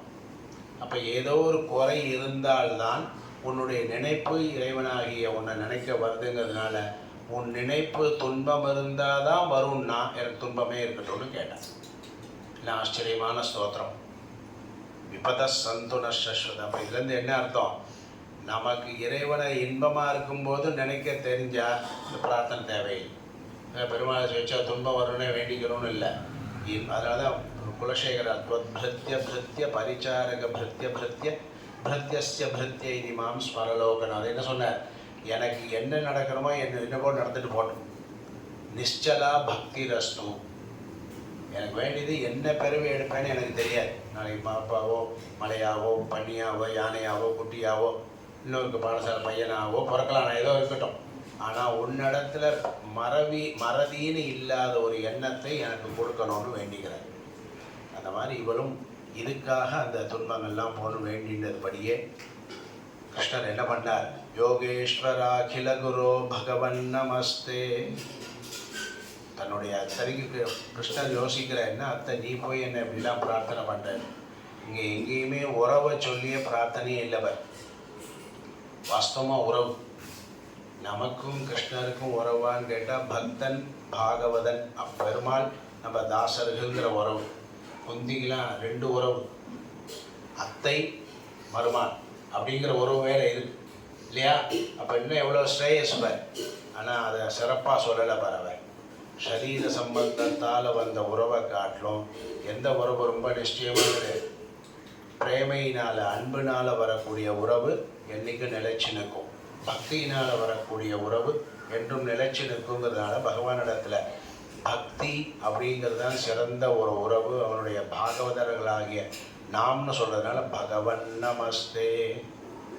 பகவானே உனக்கு அனந்த கோடி நமஸ்காரங்கள்னு சேவிச்சார். அதான் பெரியவா சொல்லுவா, பகவானை பார்த்துட்டா நம்மையே மறந்து நம்ம என்ன பேசுகிறோமோ அதான் ஸ்தோத்திரம். பெருமாளை பார்த்துட்டு ஏற்பாடு பண்ணி வச்சுட்டு இன்றைக்கி இதை தான் பேசணும்னு நம்ம பேசுகிறது சொற்பொழிவு, உபன்யாசம். ஆனால் பெருமாள் கண்ணுக்கு முன்னாடி வந்த உடனே உன் வாயிலேருந்து என்னெல்லாம் வருதோ அதெல்லாம் ஸ்தோத்திரம். ப்ரிப்பரேஷனே இருக்காது, படிச்சிருக்க கூட மாட்டா சில பேர். ஆனால் பெருமாளை பார்த்து அப்படி ஒரு ஆனந்தமாக பாடுவார். அப்படி ஒருத்தர் பாடியிருக்கா, யார் தெரியுமா? வெறும் புஷ்ப கைங்கரியம் பண்ணிட்டு இருந்த தோட்டக்காரர். ஸ்கூலுக்கு போல வேதாத்தியனம் அல்ல, ராமாயணம் படிக்கல, பாகவதம் படிக்கல, ஒன்றும் படிக்கல. அவர் பெருமாளுக்கு பூ தொடுப்பார். தொடுத்து பெருமாள் கொண்டு போய் கொடுப்பா. அவள் தான் சாதம். அது இவரே போய் சாத்தவன். நானே அர்ச்சகராகிறேங்கிற மாதிரி நானே தொடுக்கிற மாலையை நானே தான் சாத்துவேன்னு இருந்தாருன்னா பெருமாள் காட்சி கொடுத்துருக்க மாட்டார். ஒரு மரபுன்னு இருந்தால் அதை கடைபிடிக்கிறோம். அந்த மரபை மீறாமல் கொடுப்பார். அர்ச்சகர் வாங்கி பெருமாளுக்கு சாத்துவார். அப்படி இருக்கிறவருக்கு என்ன பண்ணான் பெருமாள் பார், பெரிய மாயி. ஒரு ஊரில் பெரிய சதஸ். அந்த சதஸுக்கு இந்த ஊரில் படித்த மகா வித்வான்கள்லாம் நிறையா இருக்கா.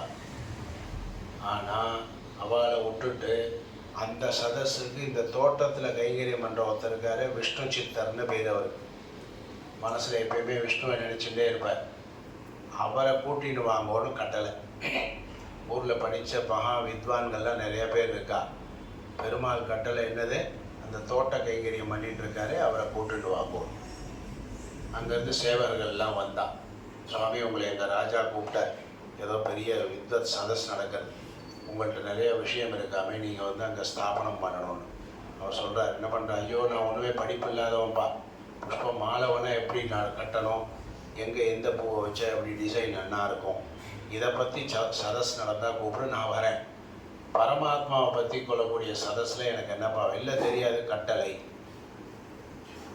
வல்லகிழவனை நேராக போனார். கேட்குற கேள்விக்கெல்லாம் பதில் சொன்னார். கேட்குற கேள்விக்கெல்லாம் அது விஷ்ணு சித்த நிர்ணயம்னே பேர். அவர் பொண்ணுக்கு பெரிய ரெக்கார்டாகவே ஆகிப்போச்சு. பெரிய வித்வான்கள்லாம் மலைச்சு பார்த்தா. என்ன பண்ணார்? சதஸில் கேட்குற கேள்விக்கெல்லாம் பதில். இருக்கிறவரெல்லாம் ஆச்சரியம். நேற்று வரைக்கும் புஷ்ப கைங்கரியம் பண்ணிட்டு இருக்கிறவர் இவ்வளோ பெரிய கேள்விக்கெல்லாம் பதில் சொன்னாரேன்னு ராஜா அசந்து போய் பொற்காசெல்லாம் கையில் கொடுத்தான். அங்கே சொல்கிற குருமுகம் அனதீத்திய பிராக வேதான் அசேஷான். இல்லையா வியாசர் ஒரு வேதமாக இருந்ததை 4 வேதம் பண்ணார். எத்தனை 1000 வேதம் இருந்தாலும் எல்லா வேதத்தையும் சொன்னார். குருமுகம் அனதீத்திய, ஆச்சாரியன் முகமாகவே படிக்காமல் அந்த சதஸில் போய் என்ன பண்ணார், எல்லாத்தையும் சொன்னார். அதுக்கு பசங்க அந்த பொற்காசை கொடுத்தான் ராஜா. அப்போ அதை வாங்கிட்டு என்ன பண்ணோம், ஆஹா நம்மளை மாதிரி ஆளாக இருந்தால் பரீட்சை எழுதாமே சர்டிஃபிகேட் கொடுத்தா வாங்கிறதுக்கு எத்தனை பேர் காத்துட்டு இருக்கா இல்லையா? அதை வாங்கிட்டு ஒரு வேலையிலையும் போய் உட்காந்துட்டு என்ன பண்ணுவோம், அட்டூழியம் பண்ணிட்டு இருப்போம். தகுதியே இல்லாதவனுக்கு தகுதிக்கு மீறின பதவியோ அந்தஸ்தோ வந்தால் அவன் என்ன பண்ணுவான், அங்கேயும் ஆட்டம் போட்டுருப்பான். அதான் நடக்கிறது. அந்த மாதிரி என்ன பண்ணார், அப்படி பண்ணல. அதான் ஞானிகள். ஏதோ கூப்பிட்டா பல்லாக்கில் ஏறினார், போனார், வாயை திறந்தால் எல்லாம் பேசினார், திருப்பி வந்தார். அவர் கொடுத்த பொற்காசெல்லாம் என்ன பண்ணார், கோயிலை பார்த்தார், கோபுரத்தை கட்டியானார். மொத்த காசையும் கொடுத்து என்ன பண்ணார், கோபுரத்தை கட்டி பெருமாளுக்கு எல்லாம் கொடு. ஏன்னா என்னை கூட்டின்னு போனது அவன், அங்கே போய் சதஸில் பேச வச்சது அவன், பொற்காசும் அவனுக்கு தான் சேரும்.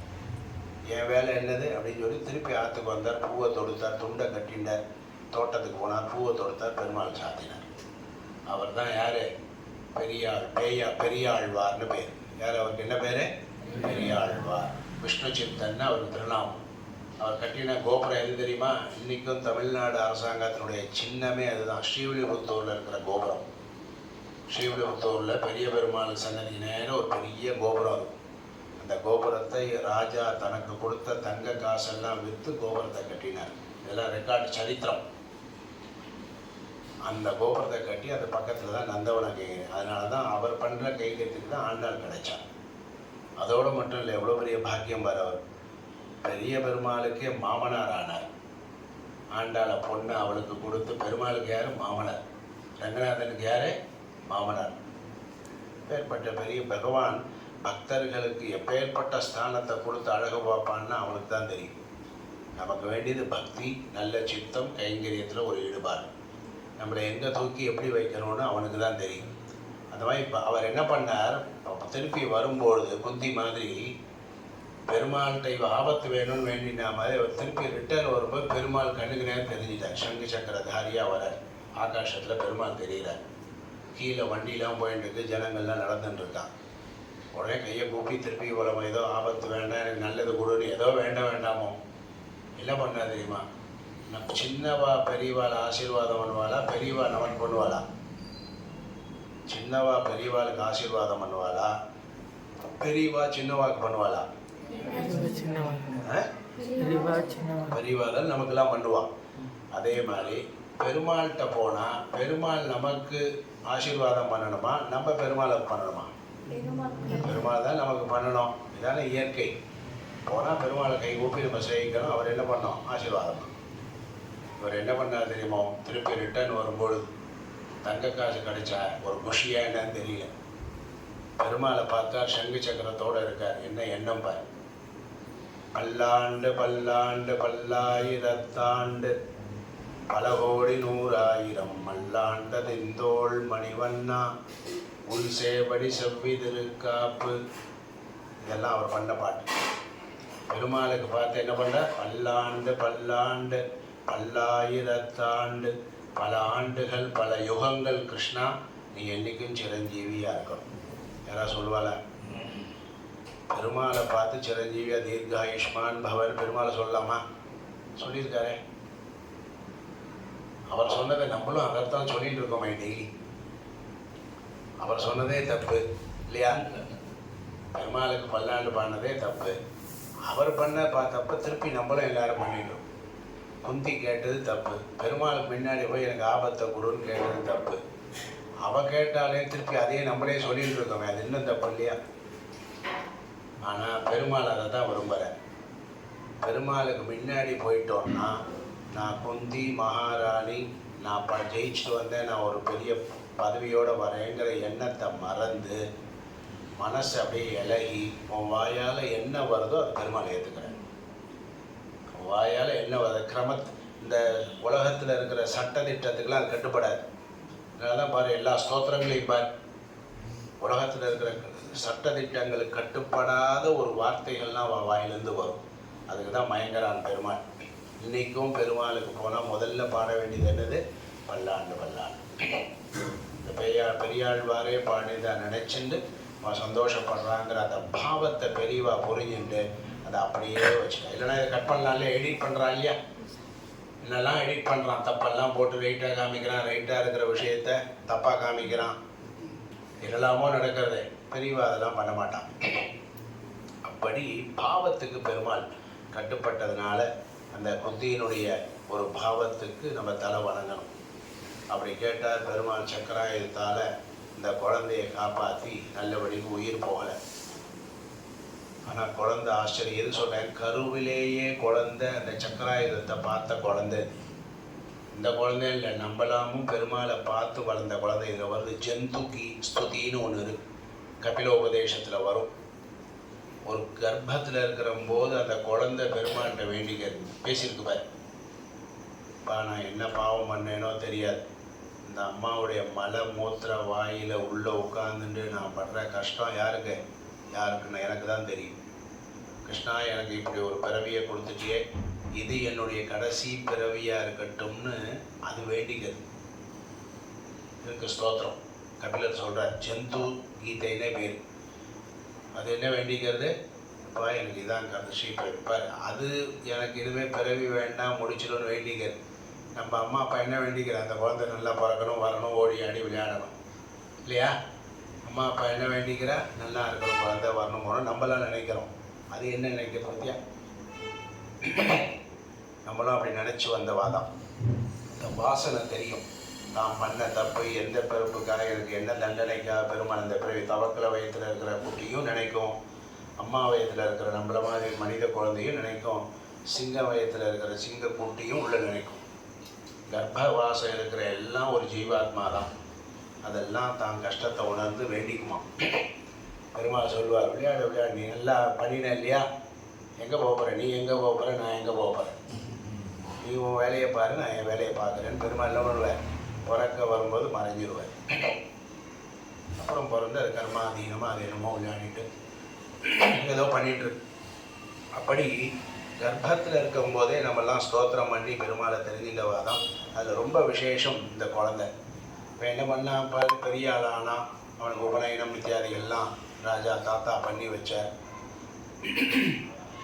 பிறக்கும் போதே அப்பா இல்லாமல் பிறந்த குழந்தை அபிமன்யு யுத்தத்தில் போயிட்டான் இல்லையா.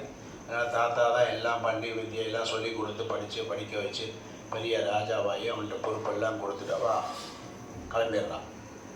அப்படி பரீட்சித் பெரியாள் ஆகியிருக்கும்போது அவனுக்கு ஏன் விஷ்ணுராதன்னு பேர், அவனுக்கு வாஸ்தவமாக என்ன குழந்தையா இருக்குமா பேர் வச்சா தெரியுமோ, விஷ்ணுராதன், விஷ்ணுவினால் காப்பாற்றப்பட்டவன் அப்படின்னு அவனுக்கு பேர். நான் அந்த குழந்தைக்கு ஏன் பரீட்சித்துன்னு பேர் வந்ததுன்னா, அது என்ன பண்ணுமா, யாராவது ஒரு மகான்கள் பெரியவாலாம் ஒரு திருமண் சண்டை சக்கரம் அது எட்டுண்டு ஒரு நல்ல 4 பேர் அபிமானமாக இருக்கிறவா பக்கத்தில் வந்தால் ஒத்து பார்க்குமா, ஓ இவர் தான் அவரோ அவர் தான் இவரோ அப்படின்னு பார்க்குமா. கர்ப்பத்தில் நம்மக்குள்ள ஒரு பேசினாரே ஒரு உம்மாச்சி, அந்த பெருமாள் தான் இவரோ இல்லை இவர் தான் அப்போ கர்ப்பத்தில் வந்து நம்மள்கிட்ட பேசினாரோன்னு எந்த பெருமாளையோ எங்கே சேவிச்சாலும் என்ன பண்ணோம், இவர் தான் அவரோன்னு பரீட்சை பண்ணிகிட்டே இருக்குமா. அதனால் இந்த குழந்தைக்கு என்ன பேர், பரீட்சித்துனே பேராயிருக்கு. இயற்கையாக பொதுவாக ஒருத்தர் பக்திசாரர்னு பேர், பேயாழ்வார். ஆழ்வார் நல்ல பேர் பாருங்க, அவர் மயிலாப்பூரில் பிறந்தவர். என்ன பேர், இது நல்ல பேர் அவர், பூதம் சரஸ்ட மகதாத்வயம் அப்படின்னு பேர். ஆனால் அவர் என்ன பெயர், தமிழில் என்ன பேர், பேயாழ்வார்னு பேர். பேய் போடா பேய்ங்கிறோம், பேயாழ்வார்னு பேர், திட்டுறா மாதிரி இருக்குவார். பேர் என்ன பேர், பேயாழ்வார். ஏன் தெரியுமா, பேய் மாதிரி அலைவாராம். நம்ம எதுக்கு அலையிறோம், பணத்துக்கு பேய் மாதிரி அலையிறோங்கிற இல்லையா. இங்கே போனால் கிடைக்குமா, அங்கே ரூபா கிடைக்குமா, இங்கே கிடைக்குமா, அது கிடைக்குமா, இது கிடைக்குமா, நம்மளாம் அலையிறோம் இல்லையா. நம்மளும் ஒரு பேய் தான். அவர் என்னன்னு ஆசைப்பட்டார், பெருமாளை சேவிக்கணும்னா பேயா அலைவார், கைங்கரியத்துக்கு அவ்வளோ அலைவார். இந்த 100 குடம் சில பெருமாளுக்கு எடுத்து சேர்த்தாச்சா பத்தாது, இன்னும் 102 குடம். அந்த கோயிலை கூப்பிட்றாளா, அங்கே போட்டுமான்னு கைங்கரியத்தில் ரொம்ப அபிருச்சினால பேய் மாதிரி அலைவா. ஏன்டா அப்படி பேய் மாதிரி அலையிறேன் அப்படின்னு கேட்பா இல்லையா. அந்த மாதிரி கைங்கரிய பக்தியில் பேய். அவர் பக்தியில் பேய் பத்தாது, எவ்வளோ பண்ணினாலும் அவர் பத்தாது. அப்படி ஒரு பக்தியினால் அவருக்கு அந்த பேர். அந்த மாதிரி சில பேருக்கு சில பேர் நிலைச்சு நின்றுடும். அந்த மாதிரி இவருக்கு என்ன பேர்? பரீட்சித்துன்னு பேர். அப்படி வந்த ஒரு பெரிய மகா பாகவதன். அவன் ராஜ்யத்தெல்லாம் தாத்தா கொடுத்துட்டு போனதுனால ராஜ்ய பரிபாலனம் பரீட்சித் பண்ணிட்டு வரான். அப்படி நல்லா பண்ணிகிட்டே வரவன் ஒரு நாள் வேட்டையாடுறதுக்கு போகிறான். வேட்டையாடுறதுன்னு ஒன்று காட்டுக்குன்னு போவான். அந்த காலத்தில் ஏன் போவான் அப்படின்னா, காட்டுலேயும் மிருகங்கள் அதிகமாகிடுதுன்னு வச்சுக்கோ, நாட்டில் இருக்கிறவர்களுக்கு ஆபத்து. அதனால் எல்லாத்தையுமே அளந்து இருக்கிறதுக்கு அவனுக்கு ஒரு ரைட்ஸ் இருக்குது. அதனால் அவன் மட்டும் மிருகவதம் பண்ணலாம். அதனால் காட்டுக்கு வேட்டையாடுறதுக்காக போனான். போனவன் என்ன பண்ணால் எல்லாம் பண்ணி முடிச்சுட்டு கையில் எல்லாம் தீர்த்தம் எல்லாம் எடுத்துகிட்டு ராஜா போகிறான்னா எல்லாம் இருக்குமே, எல்லாம் இருக்குது. ஆனால் ஏதோ சற்று தொலைவில் போன உடனே அவனுக்கு ஒரு அகாலத்தில் ஒரு தாகம் வந்தது. அதான் பாகவதம் சொல்கிறது. சகாலத்தில் வரல அவனுக்கு, அகாலத்தில் சில பேருக்கு சில எண்ணங்கள் வந்தால் அது தெய்வ சங்கல்பம்னு பேர். நினச்சி சாப்பிட்ருக்கோம், சாப்பிட்ட உடனே ஏப்பம் வருது, இல்லை ஏதோ பசி தாகம் எடுக்கிறது அப்படின்னா அது இயற்கை. இப்போ தான் ஆற்றுல சாப்பிட்டுட்டு நல்லா தீர்த்தமும் சாப்பிட்டுட்டு பஸ் ஏறுறேன். ஏன்னா திருப்பி ரொம்ப பசிக்கிறது. அப்போ அது என்னது? அக்காலத்தில் வரக்கூடிய உனக்கு பசி. இப்போ தான் நல்லா தூங்கிட்டு போகிறேன், திருப்பி உனக்கு எங்கேயோ போன உடனே பாராயணம் பண்ணுற இடத்துக்கு தூக்கமாக வருது. ஒருத்தன் அமைதியாக யார்கிட்டையும் ரொம்பவே பேச மாட்டான். திடீர்னு ஒருத்தர் வந்தார், அவரை பார்த்து பலன்னு பேசிட்டான், எடுத்து பேசிட்டான். இதெல்லாம் என்னது? அக்காலத்தில் வரக்கூடிய சில காரியங்கள். ராமனுக்கு பட்டாபிஷேகம்னு சொன்னான், எல்லாரும் சந்தோஷப்பட்டான். யார்? கைகேயி உள்பட. ஒரு ராத்திரியில், ஒரே ராத்திரியில் விஷயமே மாறி போச்சு. ரொம்ப நாள்லாம் பிளான்லாம் கிடையாது. ராமரை காட்டுக்கு அனுப்பணும், பட்டாபிஷேகத்தை தடுக்கணும்னு 10 நாள் யாரும் பிளான் பண்ணல. ஒரு ராத்திரி. நாளைக்கு பட்டாபிஷேகம்னா இன்னைக்கு ராத்திரிக்குள்ளே விஷயம் மாறி போய். அதுவும் யார்? ராமன்னா ரொம்ப பிடிச்சது யாருக்கு? கைகேயி. ராமாயணத்தை எடுத்துப்பா. ராமன்னா ரொம்ப யார்? அப்படி யார்? கௌசல்யா தான் அம்மா, 3வது அம்மா தான் கைகேயி. ஆனால் ராமன்னா அவ்வளோ ஆனந்தப்படக்கூடியவள் யார்? கைகேயி. தனக்கு சொந்த பையன் பரதன், அவன் கிடக்கிறான்ருவா. ட்ரெஸ்ஸு முதல்ல வாங்கினா யாருக்கு வாங்குவா? ராமனுக்கு வாங்குவா. ஒரு மாலையை வாங்கினா முதல்ல யாருக்கு வாங்குவா? ராமருக்கு வாங்குவா. அப்பேற்பட்ட கைகேயி தான் காத்தால எழுந்துட்ட ராமர் வந்தவுடனே என்ன பண்ணா? காட்டுக்கு போ. அது எப்படி போ? நான் கொடுத்த நகையெல்லாம் கழட்டி வச்சுட்டு போ, இல்லையா? ஒரு ராத்திரியில் நேற்று எந்த நகையோ ட்ரெஸ்ஸோ ராமனுக்குன்னு வாங்கினவள் மறுநாள் அதே ராமனை கழட்டி வச்சுட்டு போன்னு அவள் வாயில் வார்த்தை வருதுன்னா அது என்ன செயல்? தெய்வ செயல். ராமரை தான் எல்லா இடத்துலையும் சொல்கிறேன். லக்ஷ்மணன் திட்டுறான், பரதன் திட்டுறான், வியாசர் திட்டுறார், வசிஷ்டர் திட்டுறார். ஆனால் எங்கேயுமே ராமாயணத்தில் ராமன் காட்டுக்கு போக காரணமாக இருந்தவள் கைகேயின்னு நம்ம சொல்கிறோமே ஒழிய, ராமரை போய் கேளு, ராமா உன்னை காட்டுக்கு யார் அனுப்பிச்சான்னு கேளு, கைகேயி தானேன்னு கேள. பர் இல்லையே, அவள் அனுப்பலையே. இப்போ யார் அனுப்பிச்சானா? தெய்வம் அனுப்பினது. என் தலை விதி கர்மா என்னை அனுப்பினது. அவள் என்ன பண்ணுவா பாவம்? அப்படி என்ன பண்ணுவார்? அவள் மேலே பணியே போட மாட்டார். அதான் ராமனுடைய சாத்விக குணம். கூரத்தாழ்வான்னு ஒரு ஆழ்வார் இருந்தார், ஒரு ஆச்சாரியன். அவர் என்ன பண்ணான்? கண்ணையே ஒரு ராஜா பிடிக்கிட்டான். என்ன பண்ணிட்டான்? கண்ணையே பிடிக்கிட்டான். உன் கண்ணை பிடிக்கினது யாரான்னு கேட்டால் எல்லாருக்கும் தெரியும். நீ கூட சொல்லுவேன், நான் கூட சொல்லுவேன். இப்போ ராமரை காட்டுக்கு அனுப்பினது யாருன்னா யாரை சொல்லுவோம்? கைகேயி. எல்லாரும் தெரிஞ்சது. அந்த மாதிரி இவர் ராஜா கண்ணை பிடிக்கினது எல்லாரும் தான். அவர் என்ன சொல்கிறார்? என் கண்ணை எங்கே யார் பிடுங்கவே இல்லையேங்கிறார். அவர் என்ன சொல்கிறார்? கண்ணை பிடுங்கலையே. ஏன் உங்களுக்கு என்ன சந்தேகம் சொல்லுங்கள், நான் சொல்கிறேங்கிறார். பெருமாள் என்ன ட்ரெஸ்ஸு போட்டுருப்பார்னு சொல்லட்டுமா? பச்சை கலரில் இன்றைக்கி ட்ரெஸ் போட்டுருப்பார், காதில் இந்த குண்டலத்தை கட்டின்னு இருப்பார், இப்படி வளைஞ்சு வளைஞ்சு போவார், இந்த மாட வீதி வழியாக போகிறார் சொல்கிறேன்னு சொல்கிறார். அவர் ராமானுஜர் கேட்டுக்கிறார், கொஞ்சம் பிரார்த்தனை பண்ணுகோல, ரத்தம் வலியது, உன் கண்ணு சரியாகணும், உலகத்தில் எல்லாருக்கும் நல்ல கண்ணு தெரியணும்னு வேண்டிக்கிறார். ஏ குரத்தாழ்வான், குரேஷா, கொஞ்சம் உனக்காக கொஞ்சம் வேண்டிக்கோயேன். நான் எதுக்கு வேண்டிக்கணும்? எனக்கு எல்லாம் நல்லா இருக்கேங்கிறேன். அப்படி ஒரு பாவம் அவளுக்கெல்லாம். மறந்தும் புறந்தோலா மாந்தர் மாதிரி அவெல்லாம் மறந்து கூட பிரத்தியார் மேலே குறை சொல்ல மாட்டான்.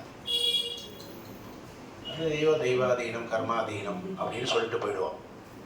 அந்த மாதிரி இந்த பரீட்சித் ஒரு வேட்டைக்கு போகிற இடத்துல அது எதிர்ச்சியாக வரக்கூடாத சமயத்தில் அவனுக்கு ஒரு தாகம் எடுத்தது. சரி, தாகம் எடுக்கிறதேன்னு எங்கடா தீர்த்தம்னு பார்த்தா நதி தீரம்லாம் எங்கேயோ தள்ளி இருக்கு. பார்த்தா அங்கே ஒரு ஆசிரமம், ஒரு குடிசை போட்டு இருக்கு. ரிஷிகள்லாம் எப்படி வாழ்ந்துருக்கா பாரு. ஒரு பெரிய குடிசை போட்டு பார்த்தா ஒரு ஆசிரமம். ஓஹோ, ஏதோ ஆசிரமம்னு பார்த்தா அங்கே ஒரு மனுஷா இருக்கான்னு தெரிஞ்சது. அப்போ மனுஷான்னு இருந்தால் தீர்த்தம் இருக்கணுமே, அதனால் உள்ளே போய் பார்த்து கதவை என்ன பண்ணான் பார்த்தா ஒரு ரிஷி பாவம் சந்தியாவனம் பண்ணிட்டு ஏதோ ஜபம் பண்ணிட்டு இருக்கேன். நம்மள மாதிரி ஜபம் பண்ணான்னா யார் வரா போகிறான்னு தெரிஞ்சிருக்கும் இல்லையா? நம்ம ஜபத்தில் எல்லாரையும் வெளியிலையும் தெரியும், உள்ளேயும் பார்ப்போம். ஆனால் அவர் என்ன பண்ணுறார், தியானத்தில் பெருமாளை மட்டும்தான் அவருக்கு தெரியுது உள்ள. அதனால் இந்த எதிர்க்க ராஜா வந்தது, அவன் தீர்த்தம் கேட்டது எதுவுமே அவருக்கு தெரியும். அதனால் என்ன பண்ணார், அவர் மாநில வந்தான் கேட்டான்னு தெரிஞ்சாதானே எடுத்து கொடுக்கலாம். வந்ததே தெரியலனா அதனால் அவர் ஒன்றும் பண்ணல. ஆனால் இவன் எந்த ரிஷி வந்தாலும் ஆற்றுல பாத பூஜை பண்ணி அவருக்கு மாலையெல்லாம் போட்டு வேஷ்டிலாம் கொடுத்து வஸ்திரம்லாம் கொடுத்து உங்களுக்கு என்ன சௌகரியமாக இருக்கா, நெய் அனுப்பணுமா, பசுமாடு வேணுமா, உங்களுக்கு என்ன குறைன்னு கேட்டு 1000 ஸ்ரீ வைஷ்ணவர்களுக்கும் பிராமணர்களுக்கும் பூஜை பண்ணக்கூடியவன் இந்த பரீட்சை. ஆனால் இன்றைக்கி என்ன பண்ணால் தாகம் ஏன் எடுத்ததுன்னு தெரியல, ஏன் இந்த ஆசிரமத்துக்கு வந்தான்னு தெரியல. பார்த்தான் தீர்த்தம்னு கேட்டால் இவர் கண்ணே திறக்கலை. கோபம் வந்தது. சுற்றி முற்றி பார்த்தான், கையில் வில்லு இருந்தது. அங்கே ஒரு செத்த பாம்பு இருந்தது. செத்த பாம்பு இல்லை, பாம்பு செத்து போயிருக்குமே, காடு தானே யாரோ மிதிச்சு செத்து போயிருக்கு. அந்த வில்லு நுனியில் எடுத்தான், தூக்கி அவர் மேலே போட்டான். எந்த பிராமணர் வந்தான்னா பாத பூஜை பண்ணி சந்தன மாலை போடுவானோ அந்த பரீட்சைக்கு இன்னைக்கு என்ன பண்ணால் செத்த பாம்பை அவ ஆசிரமத்துக்கே போய் அவர் கழுத்தில் போட்டான். இதுதான் போடாதவன் பேசாதவன் பேசினாலோ, கோபப்படாதவன் கோபப்பட்டாலோ, துன்பத்தை விளைவிக்காதவன் துன்பத்தை விளைவிக்கிறானோ அப்போ அது தெய்வ செயல். அவ்வளோதான், மாலையை போட்டான். போட்டுட்டு சரி தண்ணி கிடைக்கலன்னு போயிட்டான். இவ்வளோதான் விஷயம். இனிமேல் தான் இந்த கதையினுடைய நாயகனே யார் தெரியுமா? உங்களை மாதிரி சின்ன பையன்தான் இதுக்கு ஹீரோவே. அதனால தான் இன்றைக்கி பாடசாலையில் உங்களுக்கு முன்னாடி இந்த கதையை சொல்லக்கூடிய பாக்கியம் கிடைச்சிடும். பாகவத பாராயணம் கிடைக்கிறதுக்கு பெரிய காரணம் யாரோ பெரியவா இல்லை, உன்ன மாதிரி ஒரு குட்டி பையன். எவ்வளோ தேஜஸ்வர். நம்மெல்லாம் பெரிய பெரிய இதிகாச புராணங்கள்லாம் படிச்சிருப்போம். துர்வாசர் வந்தார், இவெல்லாம் அவமானப்படுத்தினா, அதனால் என்ன பண்ணார், அவனை மாடா போன்னு சபிச்சுட்டார். இவனை கல்லா போன்னு யார் கௌதமர் சபிச்சா இல்லையா, அகல்யே கல்லா போன்னு சபிச்சுட்டார் அப்படின்னு. அதெல்லாம் சபிச்சதெல்லாம் யார்? பெரியவா. பல நாள் தபஸ் பண்ணி பல நாள் உபவாசம் இருந்து தபஸ் சக்தியோடு இருக்கிற பெரியவா கொடுத்த சாபம். இந்த பாகவதம் ரொம்ப ஆச்சரியமான ஒரு ஒரு குழந்தை, ஒரு சின்ன பையன் அந்த ரிஷியினுடைய காதில் மேலே இந்த மாதிரி செத்த பாம்பை போட்டிருக்கான்னு தகவல் யாருக்கு தெரிஞ்சது? அந்த ரிஷியினுடைய பையனும் இன்னும் பல பேரும் ரோட்டில் விளையாடிட்டு இருக்கான் தோட்டத்தில். அந்த மாதிரி என்ன பண்ணுற, பாடம் முடிஞ்ச சமயத்தில் ஈவினிங் விளையாடுவோம் இல்லையா, மாலை பொழுதில். அந்த மாதிரி மாலை பொழுதில் 2-3 குழந்தைங்க விளையாடிட்டு இருக்கு. அதில் விளையாடுற குழந்தை, ஒரு குழந்தை ஆற்றுக்கு வந்து ஏதோ சாப்பிட்டுட்டு போகிறதுக்காக வந்திருக்கு. அப்போ தான் பார்த்தா இந்த ரிஷி தியானத்தில் இருக்காரு, அவர் கழுத்தில் பாம்பு இருக்கு. அதை பார்த்துட்டு அந்த குழந்தையே, ஆங்கிரசா உங்கள் அப்பா பாடுறா, உங்கள் ஆற்றுக்கு போயிட்டு வந்தேன், உங்கள் அப்பா கழுத்தில் யாரோ பாம்பை தூக்கி போட்டிருக்கான் மாலையா, போய் பார், இங்கே போய் விளையாடிட்டு இருக்கேன் ஒன்றும் தெரியாமல் அப்படின்னு அந்த குழந்தைகிட்ட இன்னொரு குழந்தை சொல்கிறது. உடனே அந்த குழந்தை வந்து பார்த்தா அப்பா கழுத்தில் அதே மாதிரி பாம்பு. உடனே என்ன ஏது அப்பா எந்திண்டு இருப்பா, என்ன ஏது இப்படி போட்டிருக்காளே என்னன்னு அப்பா எந்திருப்பா இல்லை போடுவான்னு பொறுமையாக இருக்கக்கூடாது, குழந்தை தானே. ஆனால் குழந்தைங்கிறோம், அதுக்கு எவ்வளோ பெரிய சக்தி பாரு. உடனே கீழே ஒரு ஜலம் எடுத்தது, ரிஷிகுமாரன் இல்லையா, கையில் ஜலத்தை எடுத்தது. அப்படி எடுத்துன்னு அந்த குழந்தை பேசுறது பாரு, ரொம்ப ஆச்சரியம். இன்னைக்கு எந்த கழுத்தில், எங்கள் அப்பா கழுத்தில் ஒருத்தன் இப்படி ஒரு செத்த பாம்பை தூங்கி போட்டிருக்கானோ அப்பேற்பட்ட அவனுக்கு இந்த பாம்புலேயே ரொம்ப மோசமான பாம்பு, ரொம்ப விஷம் உள்ள பாம்பு தக்ஷகன்னு பேர். இவனை சாதாரண பாம்பை தான் தூக்கி போட்டிருக்கான், செத்த பாம்பை தூக்கி போட்டிருக்கான். ஏதோ பாம்பு கடிச்சு செத்து போகணும் கூட சொல்லலை அந்த குழந்தை. என்ன பண்ணிட்டு எவன் இப்படி ஒரு காரியத்தை பண்ணினானோ அவனுக்கு என்ன பண்ணணும், இதை காட்டும் மோசமான விஷம் இருக்கக்கூடிய தக்ஷகன் கடித்தா அதுக்கு மருந்தே கிடையாது. பாம்பு கடித்தா விஷம் பூசி போட்டு நம்மளாம் பிழைக்க வைக்கிறா இல்லையா, பிழைக்க வைக்க முடியாத கடுமையான விஷமுடைய தக்ஷகங்கிற பாம்பு கடித்து இவன் இன்னிலிருந்து 7 நாளில் செத்து போவான் அப்படின்னு யார் சாபம் கொடுக்குறா? வாத்தியார் கொடுக்கல, ரிஷி கொடுக்கல, பெரியவர் கொடுக்கல. யார் கொடுத்தா? நம்ம குழந்தை மாதிரி ஒரு சின்ன பையன், உன்ன மாதிரி ஒரு பையன் எடுத்தான் ஜலத்தை, இப்படி எடுத்துட்டான், அப்படி தூக்கி எறிஞ்சான். யார் வந்தாலும் தெரியாது. இது தக்ஷகங்கிற பாம்பு பேர் அவனுக்கு தெரிஞ்சிருக்கு, அவன் கொடுத்த சாபம் பறிச்சிருக்கு. அப்படின்னா வேதாத்தியனம் பண்ணுற குழந்தையினுடைய பவர் என்னன்னு தெரியாது. வேறு பெரிய பெருமாள் பேர்லாம் விடுது, அவன் பெருமை பற்றியா அந்த குழந்தைக்கு சொல்கிற சாபம் பலிக்கிற அளவுக்கு சக்தி இருந்திருக்குன்னா எப்படி ஜபம் பண்ணியிருப்பான் இல்லையா? சந்தியாவதனம் நல்லா பண்ணியிருப்பானா, பண்ணியிருக்க மாட்டானா? எவ்வளோ பண்ணியிருக்கணும்டா, எவ்வளோ ஜபம் பண்ணியிருக்கணும் இல்லையா? நம்ம மாமா கொண்டாங்க ஏதாவது சாப்பிட கொடுங்கன்னா கூட வரமாட்டேங்குது. அவன் கெஞ்சவே இல்லை, எடுத்தான், ஒரு சாபம் கொடுத்தான். அது எவ்வளோ பெரிய காரியமாக இருக்குது, பழிச்சது. அதான் நடக்க போகுது. என்ன நடக்க போகிறதோ அது யாரோ கொடுத்த சாபம் இல்லை. பாகவத்துக்கு ரொம்ப ஆச்சரியம். இந்த மாதிரி குழந்தைகளுக்கு முன்னாடி பாகவதம் சொல்கிறது இன்றைக்கி தான் சார்த்தகமாயிடும். ஏன்னா உன்ன மாதிரி ஒரு குழந்தை கொடுத்த சாபம் தான் அது. அது சாபம்னு கதைக்கு இருந்தாலும் அந்த குழந்தை நாங்கள் பார்க்குற கருத்து என்னடான்னா, ஒரு ரிஷிகுமாரனை கூட அந்த பவர் இருக்குது பாருங்கள். தபசக்தியினுடைய பவர் பற்றியா? ஒரு காயத்ரி ஜபம்னா என்ன நினச்சிக்கிறோம், இதை எந்திரிக்க சொல்கிற, பண்ண சொல்கிற, மூக்கை பிடிச்சிட்டு பிராணாயாமம் பண்ணிட்டு என்ன திருப்பி அதே மந்திரத்தை திருப்பி 3 வேளை, ஒரு வேலையாக இருந்தால் பரவாயில்ல, என்ன பண்ணுறோம் 3 வேளை அதையே சொல்கிறாலே நினைக்கிறோம். காயந்தம் திராயதே இது காயத்ரி. நீ எந்த அளவுக்கு ஜபிக்கிறையோ அந்த அளவுக்கு உன்னை திட்டணும்னு வர்றவங்க கூட தள்ளி போயிடுவான். பதிலுக்கு உன்னை யாராவது துன்புறுத்தினாலோ கஷ்டப்படுத்தினாலோ நீ அவளை ஏதாவது சொன்னால் அவனுக்கு அது பலிக்கும். நமக்கெல்லாம் கன்று, வேறு ஏதோ துப்பாக்கி, கத்தி இதெல்லாம் வேண்டாம். பிராமணனுக்கு எங்கேயா கத்தி இருக்கா? ஏன் நமக்கு ஆபத்து வராதா? நம்ம கத்தி வச்சுக்கூடாதா? திருடம் வச்சுக்கிறான், போலீஸ் வச்சுக்கிறான், ஆர்மி வச்சுக்கிறான், எல்லாம் வச்சுக்கிறான். நமக்கே பெருமாள் கத்தி வச்சுக்க சொல்லலை, தேவையே இல்லை. தர்பாசனம் போட்டுன்னு இருக்கோமா? ராமன் என்ன பண்ணார், சீதையோடு நதியில் படுத்துன்னு இருந்தார். கிட்டக்க ஒரு அசுரன் வந்து துன்புறுத்தினான். வில்லெல்லாம் எடுத்து ரூமில் வச்சுருக்காரு. எல்லாம் அவுத்து வச்சுட்டு விருண்ண உட்காருவோம் இல்லையா? நம்ம அவராது பரவாயில்ல, வேலை முடிஞ்சாச்சுன்னா ஆயுதத்தை ஓரமாக வச்சுட்டு ஏகாந்தமாக உட்காந்தார். ஆனால் நம்மெல்லாம் இப்போ வேலை முடிஞ்சால் கூட செல்லை என்ன பண்ணுறோம், பக்கத்தில் தான் வச்சுக்கிறோம். அதுக்கு ஒரு ரெஸ்ட்டு கொடுக்கறதுங்க ரொம்ப அபூர்வமாக இருக்குது. ஏதோ அதுவாக ஆஃப் ஆனால் தான் உண்டு. அதான் என்னாச்சு, வில்லையும் எங்கேயோ வச்சுட்டார். இப்போ ஒரு அசுரன் வந்துட்டான். அவன் வில்லை எடுத்துன்னு வாப்பான்னு சொல்லி அதை நானே ஏற்றி அவனை அடிக்கிறதுக்குள்ளேயும் இவாளை துன்புறுத்திட்டு போயிடுவான். தர்பையிலேருந்து ஒரு தர்பை எடுத்தார், ஏதோ ஜெபிச்சார், போட்டார். அசுரன் என்ன பண்ணான், தலை குப்புற ஓடினான். என்னாச்சு, தலை குப்புற ஏவுகணையெல்லாம் தேவையில்லை பாரு. நமக்கு அதெல்லாம் தேவையே இல்லை. ஆனால் நம்மள்கிட்ட எல்லாம் இருக்குது. நம்மள்கிட்ட என்ன இருக்குது, எல்லாம் இருக்குது. AK-47 இருக்குது, இல்லை பீரங்கி இருக்குது, பெரிய பெரிய அஸ்திரங்களை உலகத்தையே ஸ்தம்பிக்கக்கூடிய சக்தி இருக்குது. அஸ்வத்தாமன் ஸ்தம்பிக்க வச்சாம்ப எல்லாம் இதில் இருக்குது, மந்திர சக்தியில் இருக்குது. பண்ணினா ஒன்று. காயத்ரி ஜபம் பண்ணினா யாருக்கு லாபம், வாத்தியாருக்கு லாபம் இல்லை. இப்போ காயத்ரி மந்திரத்தை கண்டுபிடிச்சவருக்கு லாபம் இல்லை.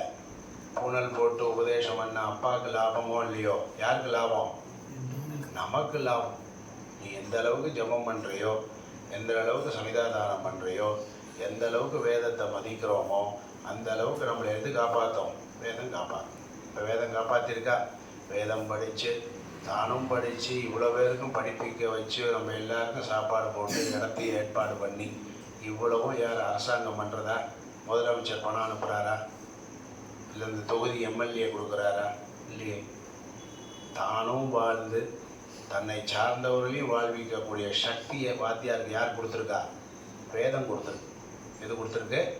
வேதம். அந்த வேதத்தை விஸ்வாசம் அம்மா அப்பா மாதிரி அது. நமக்கு எது அம்மா அப்பா? வேதம் தான் அம்மா. யஜுஷான யஜுர்வேதம் தான் நமக்கு அம்மா அப்பா. அதை எந்த அளவுக்கு கற்றுண்டு அதை அனுஷ்டானத்துலேயும் வச்சுட்டு சக்தின்னு இருந்தோனோ உலகம் நமக்கு அடிமையாக இருக்கும். கையை கட்டின்னு இருக்காளா? எவ்வளோ பெரியவா வந்தாலும் வேதம் படித்த நம்மளா சேவிக்கிறோமா? நம்ம அவளை சேவிக்கிறோமா? யாரையா எங்கேயா போனால் என்ன பண்ணுறான்? அவன் தான் ரூபா தரான். நம்ம ரூபா தரோமா? அவன் தரானா?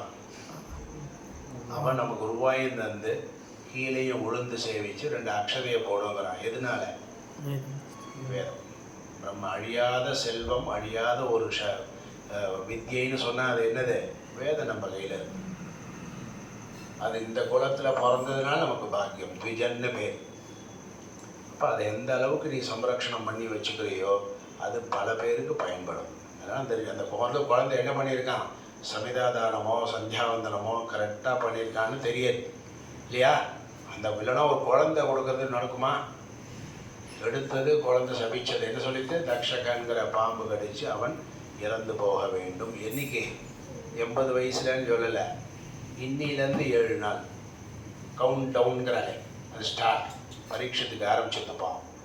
அவன் எவ்வளோ பெரிய சக்கரவர்த்தி, இன்னும் ராஜ்ய பரிபாலனம் பண்ணி 4 பசங்களை பெரியவனாக்கி எவ்வளோ காரியம் இருக்குது. பட்டுன்னு இந்த குழந்தை என்ன பண்ணிட்டு? சபிச்சது. ஆச்சு, 1/2 மணி நேரம் ஆச்சு, எல்லாம் முடிஞ்சது. அப்பா தியானத்துலேருந்து எழுந்துட்டார். குழந்தை என்ன பண்ணார்? எழுந்துட்டார். எழுந்துட்டதுக்கப்புறம் நேரத்தில் பார்த்தார் ஏதோ பாம்பு தோல். அப்படி தூக்கி போட்டு அவர் மாட்டுக்கு அனுஷ்டானத்துக்கு போயிட்டார்.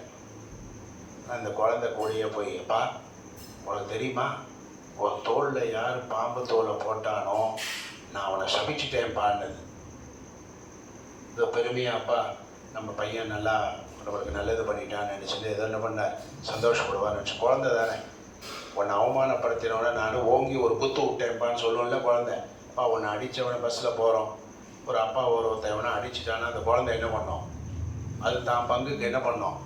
இப்படி குத்தும் பாவம் இல்லையா? அது குத்தினா பூ மேலே பட்டா மாதிரி தான் இருக்கும், அது வேறு விஷயம். ஆனால் குத்தும். நம்ம அப்பாவை யாரோ ஏதோ பண்ணிட்டானே அந்த மாதிரி இந்த குழந்தை நான் அவனுக்கு சாபம் கொடுத்துட்டேன்னா அவருக்கு ஒன்றும் புரியல. இதெல்லாம் இந்த பிராந்த ஏரியா எல்லாம் யாரோட ஏரியா? பரீட்சித் மகாபாகவதன். கிருஷ்ணராலேயே காப்பாற்றப்பட்டவன், பாண்டவர்களுடைய வாரிசு. இந்த இடத்துல இந்த மாதிரி செத்த பாம்பெல்லாம் தூக்கி மேலே போடுற அளவுக்கு ஒரு அராஜகம் பண்ணக்கூடிய யாருமே கிடையாது. அது யார் அப்படி ஒருத்தன் வந்திருப்பான்? அப்படி போட்டால் பாம்பு மேலே போட்டால் ஒரு ராஜா வந்தான்னு சொல்கிறேன். யார் சொன்ன என்னன்னு ஒரு நிமிஷம் தியானத்தில் பார்க்குறேன். அதை பற்றியா தபசக்தி பேர். நமக்குலாம் இருந்தால் கேமரா வேணும், அதையே சரியாக பார்க்க முடியல. சரி மாற்றி இவன் அவன் ஏமாற்றிடுறான். அவர் உடனே அப்படியே பார்த்துறேன். சிடி கேமராவில் நம்மள்கிட்டே இருக்குது பாரு, எல்லாம் தபஸில் இருக்குது. அமெரிக்காவில் இருக்கிறவன்ட்டு இங்கேருந்து பேசியிருக்கா அவள்லாம். தேவலோகத்தில் இருக்கிற இந்திரன்ட்டு இங்கேருந்து பேசியிருக்கா.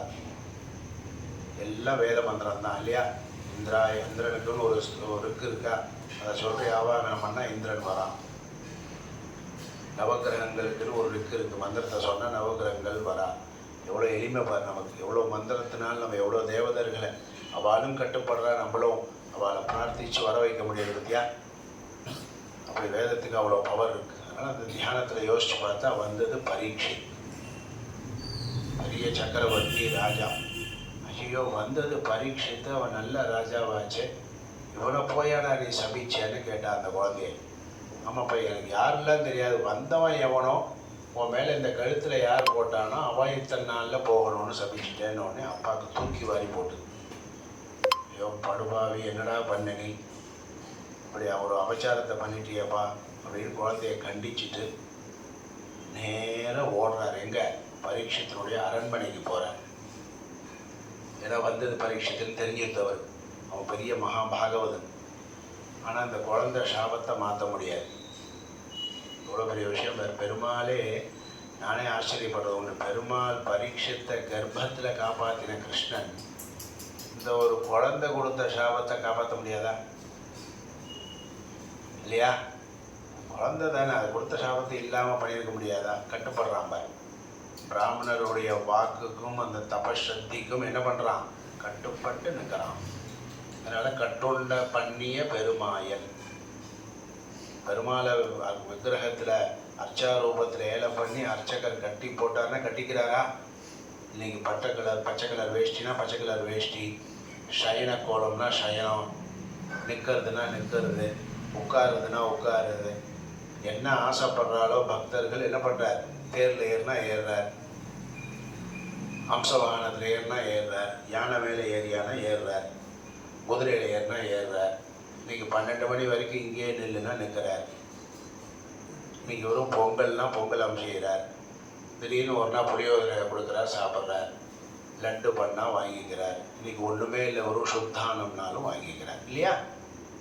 எல்லாமே ஏற்றுக்கிறார் பாரு, கட்டுப்பட்டு இருக்கார். ஏன்னா அந்த ஒரு வாக்கு அர்ச்சாரூபத்தில் நான் இருந்து அர்ச்சகர்களுக்கு கட்டுப்பட்டவன், பக்தனுக்கு பராதீனன்னா அது கட்டுப்பட்டோம்.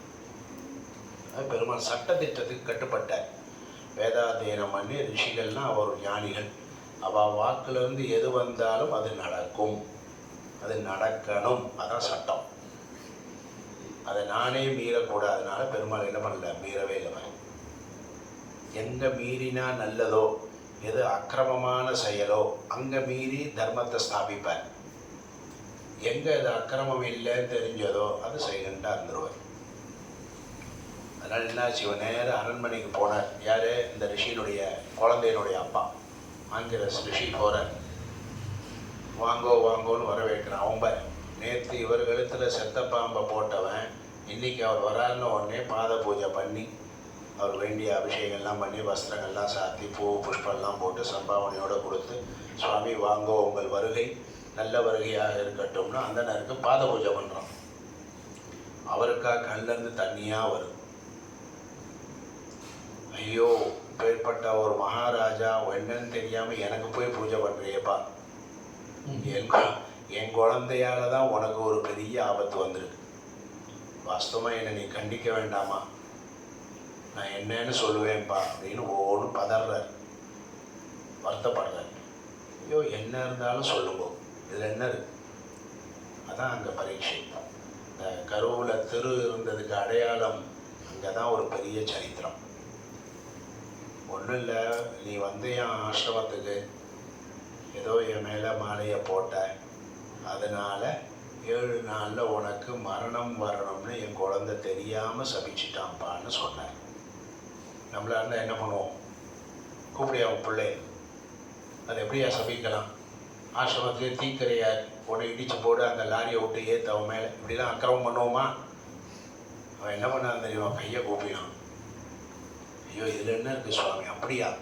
நான் உங்கள் ஆசிரமத்துக்கு வந்தேனா, வந்த பாவை சேவிச்சிருக்கணுமே, நான் உங்கள் மேலே பாம்பை போட்டேனா, அது எவ்வளோ பெரிய அபச்சாரம். அதுக்கு எப்பேற்பட்ட தண்டனை, உடனே சிரச்சேதம்னா பண்ணணும். ஆனால் உங்கள் குழந்தை என்ன பண்ணியிருக்குப்பா? குழந்தை இல்லையா, அதுக்கு தெரியல. அது என்ன பண்ணியிருந்தோ, இப்பயே அவன் தலை வெடித்து செத்து போகணுன்னு சொல்லாமல் குழந்தை என்ன பண்ணிட்டு 7 நாளில் இவன் பாம்பு கடித்து செத்து போகணுன்னு எனக்கு அனுகிரகம் பண்ணியிருக்கு. இந்த குழந்தை என்ன பண்ணியிருக்கு? சிறு பிள்ளைங்கிறதுனால தெரியாமல் எனக்கு ஆசீர்வாதம் பண்ணியிருக்கு. 7 நாள் எனக்கு வாழ்க்கையில் ஒரு வாழ்கிறதுக்கு வாக்கு கொடுத்துருக்கு இல்லையா? நான் பண்ணது எப்பேற்பட்ட அபச்சாரம், இன்றைக்கே நான் சாகணும், என் சிரசு இருந்தாங்க கத்தியை தர முடிஞ்சால் வெட்டுங்கோ, நான் பண்ணது பெரிய அபச்சாரம்னு பிராமணர் இடத்துல காலில் விழுந்து மன்னிப்பு கேட்குறான். ஆனால் இப்போ கேட்குறான். அப்போ என்ன பண்ணான்? தூக்கிய போட்டதும் அவன் தான், இப்போ மன்னிப்பு கேட்குறதும் அவன் தான். அதான் சொன்னோம், பெருமாளுடைய செயல். ராமனுக்கு பட்டு சட்டை வாங்கி கொடுத்ததும் கைகேயியான், பட்டு சட்டையை அவுத்து வச்சுட்டு காட்டுக்கு போகணும்னு சொன்னதும் கைகேயியான்.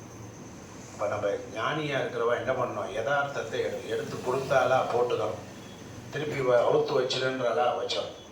பற்றற்ற நிலையில் இருக்கணும்னு தெரியும். எதுவுமே நம்மளோட பென்சில் நீ கொடுத்துருக்கியா, இன்றைக்கி என் கையில் இருக்கு, நாளைக்கு யார் கைக்கு போகும்னு தெரியாது இல்லையா? இன்றைக்கி என் பக்கத்தில் இருக்கு. எப்போ இது வந்திருக்கோ இது திருப்பி போகும்னு அர்த்தம் இல்லையா? எப்போ எங்கேருந்து நம்ம வந்திருக்கோமோ திருப்பி என்ன பண்ணோம்? போய் தான் நானும் பெங்களூர்லேருந்து நான் வந்திருக்கேன், 13ஆந்தேதி என்ன பண்ணணும்? பெங்களூர் தான் போகணும். பாம்பேலேருந்து ஒருத்தர் வந்திருக்கார், பாம்பேக்கு தான் போகணும். பெங்களூர்லேருந்து வந்திருக்கேன், 10 வருஷம் படித்தாச்சு, என்ன பண்ணோம், திருப்பி வெளியில் தான் போகணும். அந்த மாதிரி வந்தால் பிரிஞ்சு தான் போகணும். அப்போ நடுவில் இருக்கிறதுலாம் ஏதோ கர்மாதீனம். அப்போ இது வரைக்கும் கர்மாதீனமாக நான் ஏதோ பண்ணினேன், இப்படிப்பட்ட ஒரு நிலைமை எனக்கு வந்ததுக்கு குழந்தைய திட்டாதீங்கோ, அது பெரிய ஒன்றும் தப்பே கிடையாது. அந்த குழந்தை பண்ணினது சரியான, உங்கள் பையனை ரொம்ப பாராட்டுறேன், ரொம்ப அந்த குழந்தைக்கு சால்வையை போட்டு அதை வரவேற்கணும். ஆனால் என்னை பற்றி கவலைப்படாதீங்க, பெரிய அனுகிரகம். இதனால் என்னாச்சு, 7 நாள் இருக்கு இல்லையா, ஒரு நாள் போகிற என்ன 7 நாள் இனிமேல் நான் பரமாத்மாவை பற்றி தெரிஞ்சுட்டு அந்த பகவானுடைய கல்யாண குணங்களை தெரிஞ்சு அவனுடைய திருவடியை அடையிறதுக்கு முயற்சி பண்ணுறேன்னு சொல்லி ராஜ்யத்தை ரிசைன் பண்ணான். தான் குழந்தைகிட்ட கொடுத்தான், வீட்டை விட்டு கிளம்பி நேராக கங்கை கரைக்கு போயிட்டான். எங்கேயுமே சலனமே இல்லை பாரு. அப்படி கங்கா கரைக்கு போய் அங்கே இருக்கும்போது தான் பெரிய ஆச்சரியமான ஆச்சரியம். பெரிய பெரிய மகாபுருஷாலெலாம் வரா. அது ஏன் வந்தா, அவள் என்ன பண்ணினா, எப்படி பரீட்சித்துக்கு அவள் அனுகிரகம் பண்ணினா அப்படிங்கிறது தான் பாகவதத்துடைய தொடக்கமே. அதை நாளைக்கு பார்க்கலாம். என்ன ஆச்சரியம், எப்பேற்பட்ட ஒரு நிலையிலையும் தன் தவறுன்னு வந்தால் அதை உணர்ந்து அதை ஏற்றுக்கிற பக்குவம் பரீட்சித்த மாதிரி நமக்கு வரணும். தப்பு பண்ணுறவா இயற்கை தானே, எல்லாரும் தப்பு பண்ணுவாங்க. இங்கேருந்து எழுந்துட்டு போனேன்னா போய் தப்பு பண்ண வேண்டியதான் இல்லையா. பாடசாலை முடிச்சு லீவு ஆற்றுக்கு போனால் என்ன பண்ண வேண்டியதான், சந்தியாவந்தம் மறக்க வேண்டியதான், அது இயற்கை. ஆனால் வந்ததுக்கு அப்புறமாவது பெருமாளுக்கு என்ன பண்ணோம், நித்தியப்படி அனுஷ்டானத்தை பண்ணணும், இல்லை அங்கேயாவது மானசீகமாவது பண்ணணும். நமக்கு 3 வேளை சாப்பிட மறப்போமா, எங்கே போனாலும் எதையாவது வாங்கி பாக்கெட் வாங்கியா சாப்பிட்றோம்ல. அப்போ மாதிரி 3 வேளையிலையும் நமக்கு காயத்ரியை மறக்கக்கூடாது. அந்த மாதிரி ஒரு சக்தியும் எது நடந்தாலும் அதனுடைய தவறை உணரக்கூடிய ஒரு எண்ணத்தையும் பரீட்சத்துக்கு அந்த பெருமாள் கொடுத்தா மாதிரி நமக்கும் கதிகலங்காத ஒரு நிலை, ஸ்திரமான ஒரு நிலை, அமைதியான ஒரு நிலை, எதையும் ஏற்றுக்கொள்ளக்கூடிய ஒரு நிலை அந்த எம்பெருமான் நமக்கெல்லாம் கொடுக்கணும்னு சொல்லி இன்று விடைபெறுகிறேன். நாளைக்கு மேற்கொண்டு பரீட்சத்து என்ன கேட்டான், எப்படி பாகவதம் தொடங்கித்து அப்படிங்கிறத நாளைக்கு அனுபவிக்கலாம். ஸ்வஸ்தி பிரஜாபியா பரிபாலயந்தாம் நியாயேன மார்கேண மஹிம் மஹீஷாः கோப்ராஹ்மணேभ्यः शुभमस्तु नित्यं लोकाः समस्ताः सुखिनो भवन्तु मङ्गलाशासनपरैः मदाचार्यपुरोगमैः सर्वैश्च पूर्वैराचार्यैः सत्कृतायास्तु मङ्गलम्.